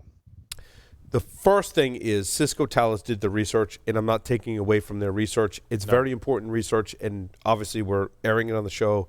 It's important for all of us to pay attention to that this condition exists. However, secondly, in the backstory category, Alpine Linux is a way, in one way, in containers to build a much smaller container to hold your application than other Linux distributions. So my standard build, it essentially lets you go from like a couple of 100 meg to like 100 meg or maybe 200 meg to build, like if you've got for example, a Python app, you want to deploy it in a container, Alpine Linux can give you a very, depending on how you configure it, a very small environment, like to just deploy your Python app into, right? Which is awesome. Because you don't need, if I'm just running a Python Flask application, I don't need like a gigantic container with all the stuff in it. In any case, the reasons why this really isn't a huge deal in terms of security is that, one, most Alpine containers don't contain a shell. Yeah, like by default, right? By default, like you have to kind of like work to, I mean, you could, there's different, put it this way, there's different configurations. You can configure it so that like it doesn't have a shell, which means when you do like a Docker exec /bin/bash, it's like, bash isn't here. What are you talking about? And so you learn to use the like Docker log command. So when you run the print statement in your Python app, you can view that with the Docker log command when you're doing testing. Production applications, totally different. Right. Like there's lots of different facilities to deploy an application to be able to receive and transmit data, but whatever, right? So that's the first reason why not a big deal, in my opinion. Number two, even if you were to get root, it would still be inside of the container. Now, that could be bad, right? If your container is linked to a database, let's say, and a mistake a lot of folks make and a harder problem to overcome is you got to have a secrets vault, right? And even with root access, perhaps, I haven't looked into it, but perhaps that could lead to compromising of the secrets vault, right? So rooting container is bad, don't get me wrong, but it does kind of limit you to what your application is doing inside of that container. It doesn't necessarily give you access to the root host or the like root account on the host system, which is typically Linux. It gives you access to that virtualized container. system. Now, other containers, obviously, if it's a privileged container, that would be really bad. But largely, the industry is moving away from privileged containers. So it is contained. It's not, in my case, a huge deal, but something if you are deploying apps into containers that you should recognize. And I think that based on all the wildly varied implementations of the individual containers, that it could be damaging, or it could not be damaging, or it could be somewhere in between, depending on what resources available to any given container and how you configure it. Exactly. Jeff? Silly Docker question. When you're a company that's, let's say you want to host your app in a Docker container, so you're leasing it, buying it, whatever you do. Do you typically, when you're posting something in a Docker container, have root access? It's an interesting question, Jeff, because your Docker container could not even have a shell that would give you any level of access traditionally. Right. I mean, you have root access and then you can modify the configuration, but not that you have root access within the container itself. Well, is it root, or is it just privileged access to do, whatever it is you're allowed to do? It's whatever you're allowed to do. Right. So, and I guess the point I'm trying to make is, and I'm old school, so I have to tie this back to things I understand, like, back in the old days when it was web hosting or application hosting, where you typically, you were getting a partition on a box, or you were just simply, you had access to your application and you weren't in theory able to break out into the underlying operating system. So, I know it doesn't completely translate, but it's how my feeble mind understands it. Jeff, I think to answer your question, in more traditional environments, root access would give you access to everything, including the host system. In a container environment, it's an abstraction layer on top of the operating system. So it's it doesn't different, matter as right? much. It doesn't matter as much, Joff, right? Right. Yeah. It's like it's like getting access to root in a virtual machine running on your system. Yeah. But that virtual machine gives you access to be able to run your application and maybe a few other things, and that's about it. For most occurrences, it's the difference between one exploit to get your root access versus two, right? Or three. Or three, right? You got to exploit the container, and then you have to find an escape vulnerability to get you out, which there have been, don't get me wrong, right? There have been, and not just Docker, but other container systems as well. And I would say three because you have to exploit the application. You then have to escape the container, and then you may need to even do privilege escalation once you've escaped the container on the host. The other point is you might not even need that level of access, Jeff, right? If you find a vulnerability in the application that's running inside of a container, that could potentially give you access to other things that give you access to data you shouldn't have, and you can achieve your end goal. And you might even argue that in containers, you may even get access to a container that has everything that you need to do. The privilege, in largely, again, the industry is kind of moving away from, I think, privileged containers because of that particular vulnerability. Also, I feel like there's performance limitations too, because all your system calls are going through just one container. Matt Alderman talks, is the one that kind of like turned me on to all of this and was like, yeah, this is how some people do it. Adoption has seen, companies have adopted the strategy of supporting not a privileged container, not something that lives in the root environment, but something you hook your container with to do security, and then the transition to serverless, it just changes the whole game. And admittedly, this is all things that people can still screw up. Oh, so God, I do it all the time too. Jeff. So a final question, I guess, is, and again, I'm sort of trying to tie it back to things that I can wrap my head around. The concept that these root accounts were unlocked, were they? Does unlocked mean they didn't have a password? Does it mean that knowing this flaw existed means that anybody could get to any of these Docker containers because they knew that the root file was unlocked? I would say, Jeff, it's more like in mainframe world where you would create different what were those called? Partitions. Partitions. Yeah, and there was another name. Another name from them escapes me, but it's very similar to the way mainframes worked, right? And as long as you configured your roles and authentication correctly, right, you could limit your damage. It's almost like we've come full circle back around to like there's one kernel that's spawning off different environments for different applications. And how many times does this industry do this? Right, John? Yeah. Am I correct? I'm not way off base in saying that, right? Like it's kind of like a throwback to mainframes, essentially. No, absolutely not. Right? We keep going in circles in this industry, and it's look. I do love the advances, though. The idea of having movable workloads on an application layer is fantastic. I mean, there's nothing like it. A lot of security benefits there. The best thing that I think is fascinating about this whole shift is that we're going back to the past to pull these technologies with timeshare and workload management. And 20 years ago, we were doing those on, $750,000 mainframe that took up half the size of this room. I deployed. We were doing it on Turing machines, quite literally. Now, to your point, today, fast forward to today. Today, we're doing them on a Raspberry Pi that costs $35. $5 a month. I spun up a new virtual cloud system and deployed Docker to it, which it necessarily isn't the right way. I think you can find like Amazon, Google Cloud, and Azure can host your containers for you, and then to even go like a level, i.e. serverless type, and then go to serverless, like be even beyond that. So one of the but to tie this all together, I mean, going back to Leslie's segment, we're talking about 30, 40, 50-year-old technology where security wasn't even a a thought, yet alone an afterthought. The things were designed to work. And so in as much as we're doubling back and circling back on these older sort of frameworks, but doing it faster, cheaper, I guess that's why we're all in business. And the security considerations or lack of considerations still might be present. Jeff,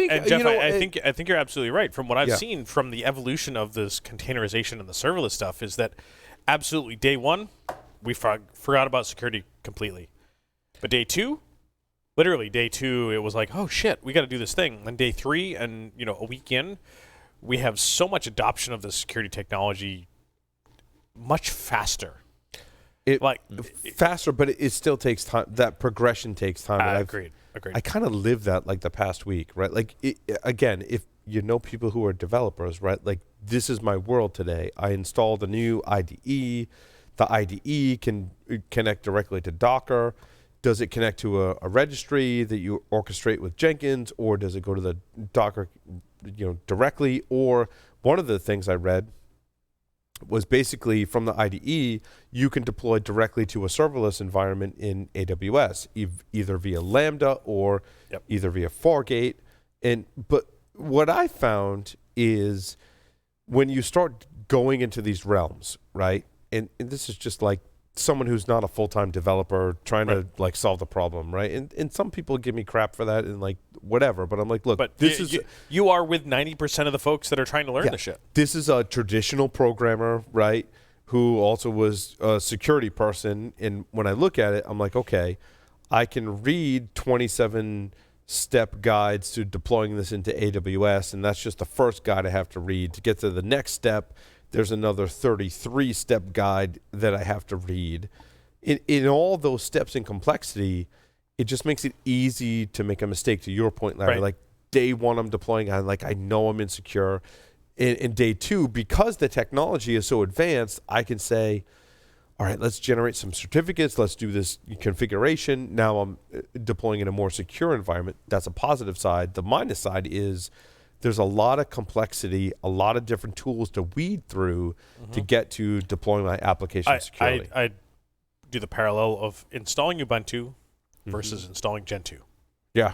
Yeah. I made a conscious decision years ago to go down the Ubuntu route because I could go click, click, click, click, install, as opposed to a 12-page install document where I had to type a lot of shit for Gentoo. Right. And it is very much like that, Larry. I think a lot of times I run into I can go the Gentoo route, but the time and effort to do that, and the complexity, and the understanding to know what decisions you're making. Once you get it, it's awesome, right? And there are huge enterprises doing this technology, which should scare us in some way, but should also be a kind of ray of hope, because I think that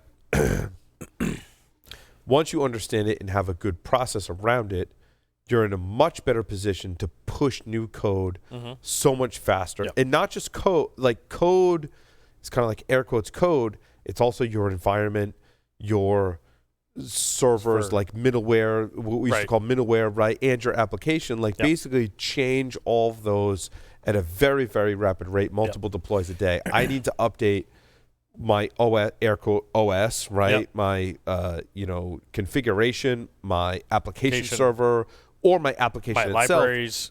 Or my libraries, right? You can do that very quickly. You can run through testing very quickly. Building test and dev and... Right. And so in that light, I don't want to scare people away from it, because I think it's the future. However, a lot of the things that we've said, the theme is we've got a lot of tools to be able to build this process, and understanding, configure them correctly is the challenge. Yeah. So 2 years ago at DerbyCon, I was in the hallway at one of the concerts, and I met a guy that was chatting with him, and I'm like, hey, what do you do? He's like, oh, I do Kubernetes. I'm like, oh shit, fucking hipster. Yeah. And today, I'm like, fucking hipster. Right. Not fucking hipster. Yeah. Hipster. But like, that dude 2 years later, I know is going to be on the forefront of Kubernetes deployment for security. And it's so important. And that dude is going to be making bank in the next 6 months, because if he isn't already, because he was there from the beginning, and That was a shit. I hope to bring this person on the show. He's actually my brother-in-law's brother-in-law. Wow. Has had a software company ever before Security Weekly. The original business I created was consulting before Security Weekly. He was there in the beginning, helping me, coaching me. He had already had a software business. His son, I think, knows more about development in this realm than I do, and he's 15, which is awesome. And basically, what I would so we get together. You can imagine the family gatherings now, right? Yeah. I can imagine the family gatherings. It's Paul and these folks like off in a quarter and drinking beers, talking about like nerdy stuff that no one else has any idea. I mean, my brother-in-law does because he's a Java developer, right? So he knows. Do you guys get together at Thanksgiving? Sometimes I can imagine the conversations at Thanksgiving. Very interesting conversations at Thanksgiving. And, what I said recently was I want to get to the point where we're deploying code into running containers. And like every piece of code that we build is basically just a container that goes into an ecosystem. And it's interesting. Dave is the guy that created the software, says to his son, like, see, this is where the industry is going. Like, if you're going to be a developer, if that's your path, he didn't like force it on him, but like, if that's your path, like, this is where the industry is going. And I think it's very telling from a software side, but also a security side, that this is where, like, forget like where it's going, it's where it's already at, essentially, is what we kind of agreed upon collectively. Yeah. So, for sure. Wow, That's a good place to wrap it, I think. Yeah, I think so. Can we talk about a ridiculous story now? Are we? Yes. Okay. We're at that time. San Diego man. Now, there's a lot of ridiculous stories I considered for this. There was a mom or grandmother, a great grandmother, who was arrested for CBD in Florida. Yeah, at Disney. At Disney. Yep. And it's interesting. There was a few stories in Florida that were just like their police are like off the rails. There was a couple of other stories that I saw from Florida where I'm like, what is going on? Florida man or Florida woman. Yeah, either way. There was at least 3 stories in Florida where I was like, this was just one. But anyway, I decided not to cover those because the San Diego man was arrested. Amazingly, the California man, right? The California man was arrested after a rifle-shaped bong caused a gun scare. You didn't. I'm just going to repeat that for those that are listening. It was a rifle-shaped bong. So here are my thoughts, and then I'll throw it out to everyone else. Okay, for one, marijuana is legal in California. Yep. It's recreational legal, medically legal. It's one of the first states, I think, to be medically legal, where DEA was raiding dispensaries in California. One of the first states, right? Marijuana and California go together like peanut butter and jelly. Like it's always been a thing. In any case, so 2 people in California. It's like a meth lab in Kentucky. So 2 people in California. Number 2. People in California, they love their weed because of the history. So I can see people getting bored in California because they've always had access to marijuana. And like making a bong out of an apple is an old school thing. Right? So they're like, dude, man, we should totally get a bong that's shaped like a rifle. And like all their friends being like, yeah, sounds like really cool. And then they do it. So if you do this in the comfort of your own home, you're not driving, you don't have any other responsibilities, and it's legal in your state, like whatever, like, yeah, fine. Totally cool with that, right? However, what I'm not cool with is they smoked this rifle bong, for lack of a better term, in a hotel room. Well, I mean, now a hotel room is your temporary home. So so it's a great point, Larry. You could have a smoking room and or just be willing to pay the smoking fee, whatever that is. But not only did you do that, it's in a hotel room in a window, in full view of the street, which, as we know from Las Vegas, like totally not cool, dude. Like nothing. And especially given California is very sensitive about gun laws, which is weird that they're sensitive about gun laws and not about marijuana. Right. So like to have anything. Well, there's one thing to be said that the thing was available for sale. I mean, it's not like. But beside the point, Jeff, in California, it's legal to smoke marijuana.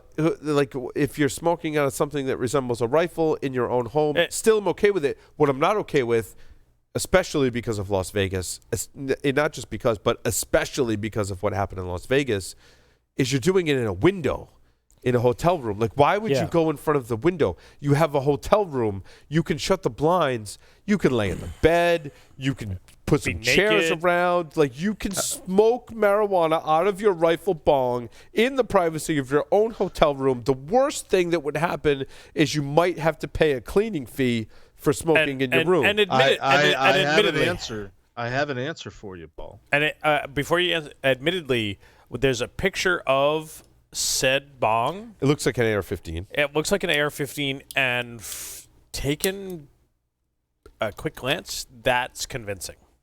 Yes, and when it's the fact that most of it is see-through. But no, side glance, that's convincing. Side glance. Yep. But from a hotel room, right? Yep. But the answer to your philosophical question, Paul, is rifle-shaped bongs don't kill people. People kill people. It's true.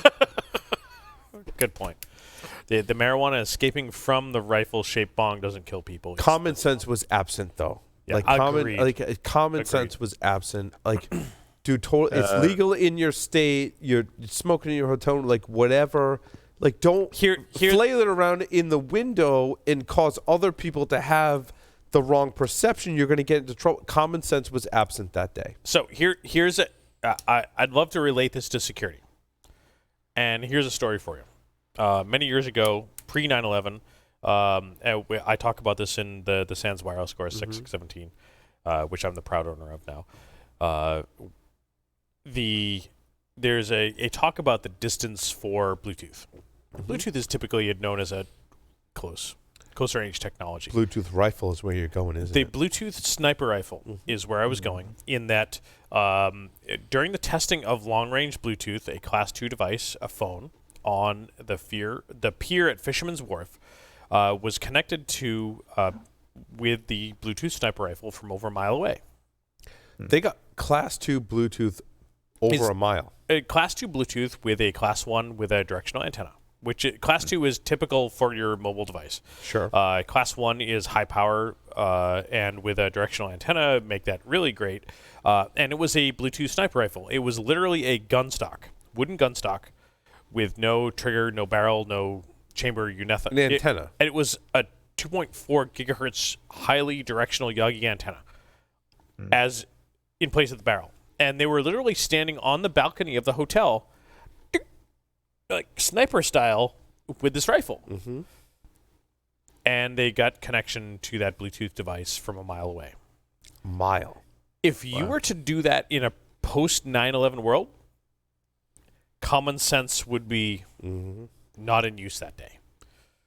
Because you go to DEF CON, you go out to the desert, right? Anywhere. Anywhere. Yeah. You go on a balcony with something that looks like a rifle and start pointing at people. Not cool.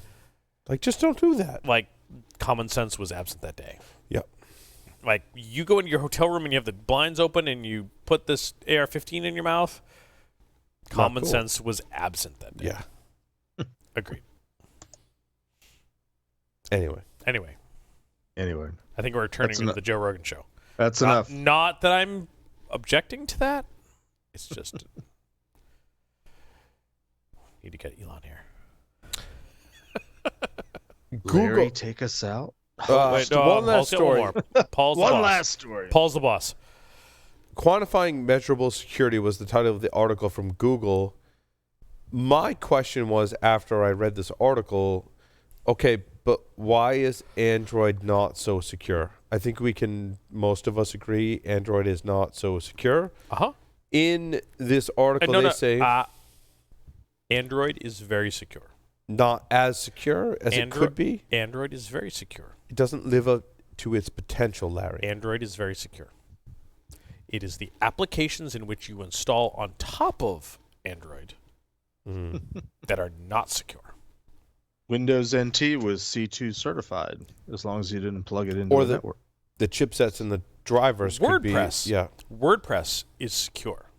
The plugins in which you use on WordPress are not secure. It's a great... I will bash Android all day long. But it's a great philosophical point that something is only secure, can only be as secure as the platform that it runs on or the subsystems that it has to Docker run. is secure The underlying in Linux reverse. OS. if in if reverse. configured properly with limited resources. Right. Same thing. So let me read you the quote. So Yeah, they alright. say both Android and Chrome OS have dedicated security teams Uh-huh. who are tasked with continually enhancing the security of these operating systems through new features and anti-exploitation techniques.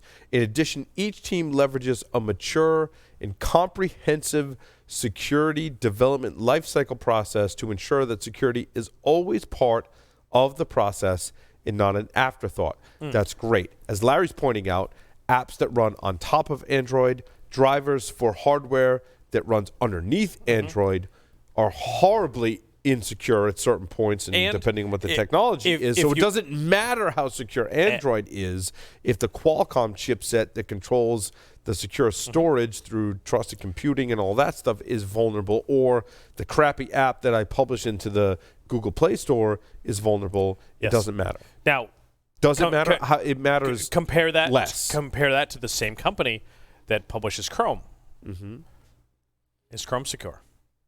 Yeah, I would agree Chrome is secure. maybe. How about, well, in comparison to Android, you think about the numbers of vulnerabilities you see to Android itself and Chrome itself.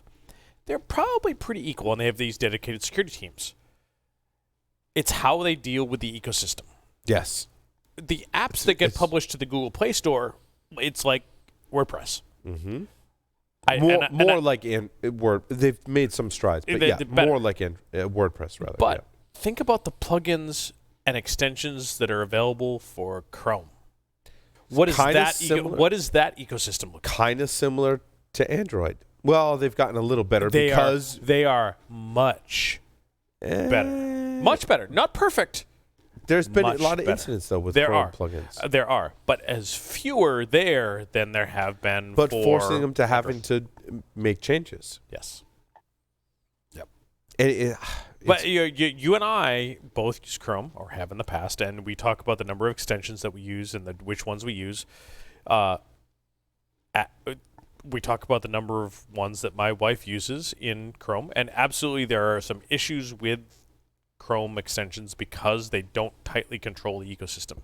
But I think they have a much better handle on the Chrome ecosystem than they do on the Android ecosystem. That's just my personal opinion.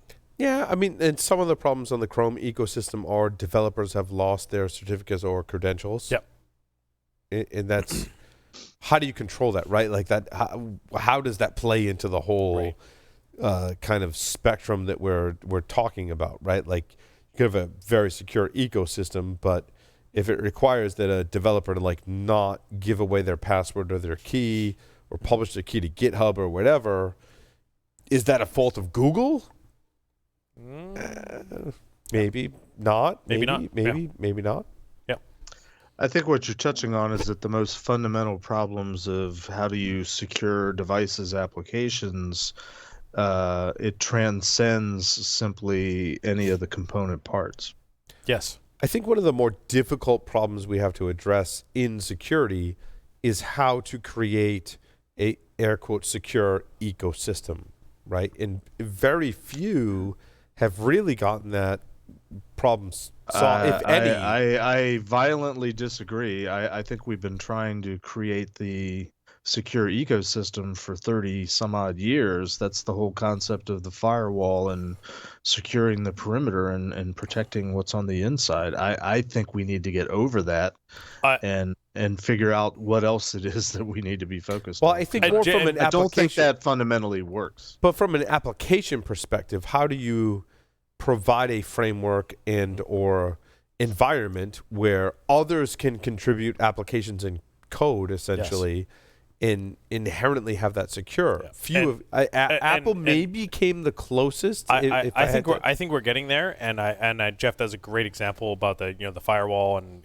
all those things, and I think we're close to building a secure ecosystem over 30 years, and it's evolving. And we think about all these new technologies with something like Docker and Kubernetes and firewalls and access control lists. And if we start moving into the future and taking the user out of the decision about some of those types of things. Well, you're pushing that up to the application, right? So there's the operating system and network controls really don't have as much influence as much as the application has influence. Right. And so one control is to secure the ecosystem in which the application runs.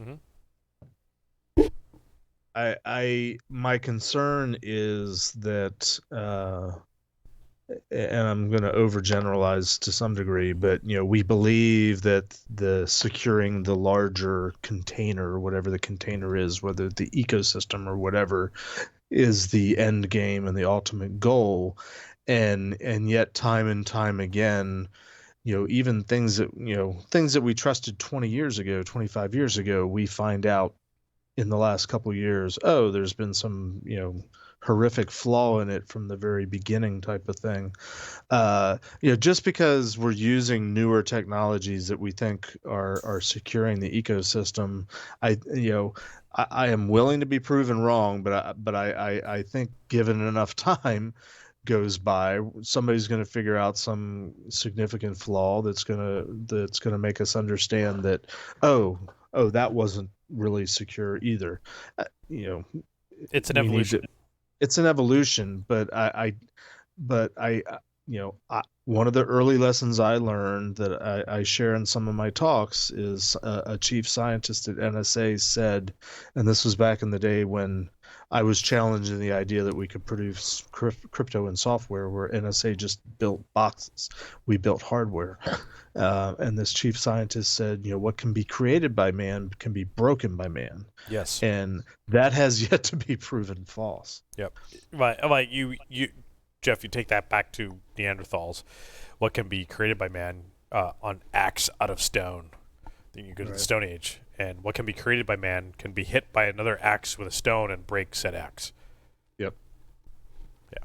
So I'm not saying that it's not practical maybe to move in that direction, because there are, costs associated with the attacks and the research that goes into finding vulnerabilities, and certainly things are they're secure based on the old ways of breaking things, but wait until somebody figures out the new way to break things. Yep.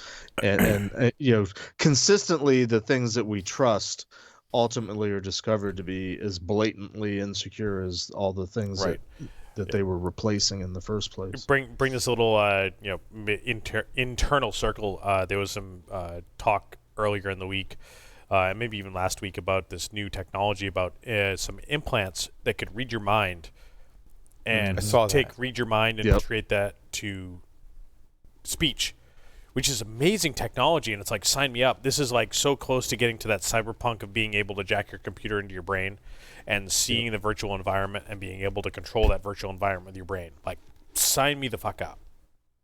One of my sons said something along the lines of, one of his my oldest son told the middle son that his computer could read his brain. Nice. And tell my middle son, I'm like, that's not possible yet. Yet. So for me, given that I think I'm probably going to go blind at some point in my life, that immersion of being able to control the computer with my brain and having the computer be able to control my brain to see that virtual environment is amazing. And that advent of being able to have that implant to take my brain to turn that into speech or potentially text, to me, that's amazing and also terrifying at the same time. I can't get over the fact that, why some people say that you can go blind. Never mind. Right. The computer is the result. You went blind, which was the reason why you need it. Either way. Anyway. Sign me up. Anyway. Yeah. Oh, have we lost Joff? Joff had to go. Yeah, Joff had to go. He's packing for Stockholm. Mm. And he's got Stockholm syndrome. He does. That's totally different, Jeff. But visiting maybe Stockholm. Maybe not. Maybe not. Google it. In any case, thank you everyone for listening, watching this edition of Paul Security Weekly. Larry, take us out. Over and out.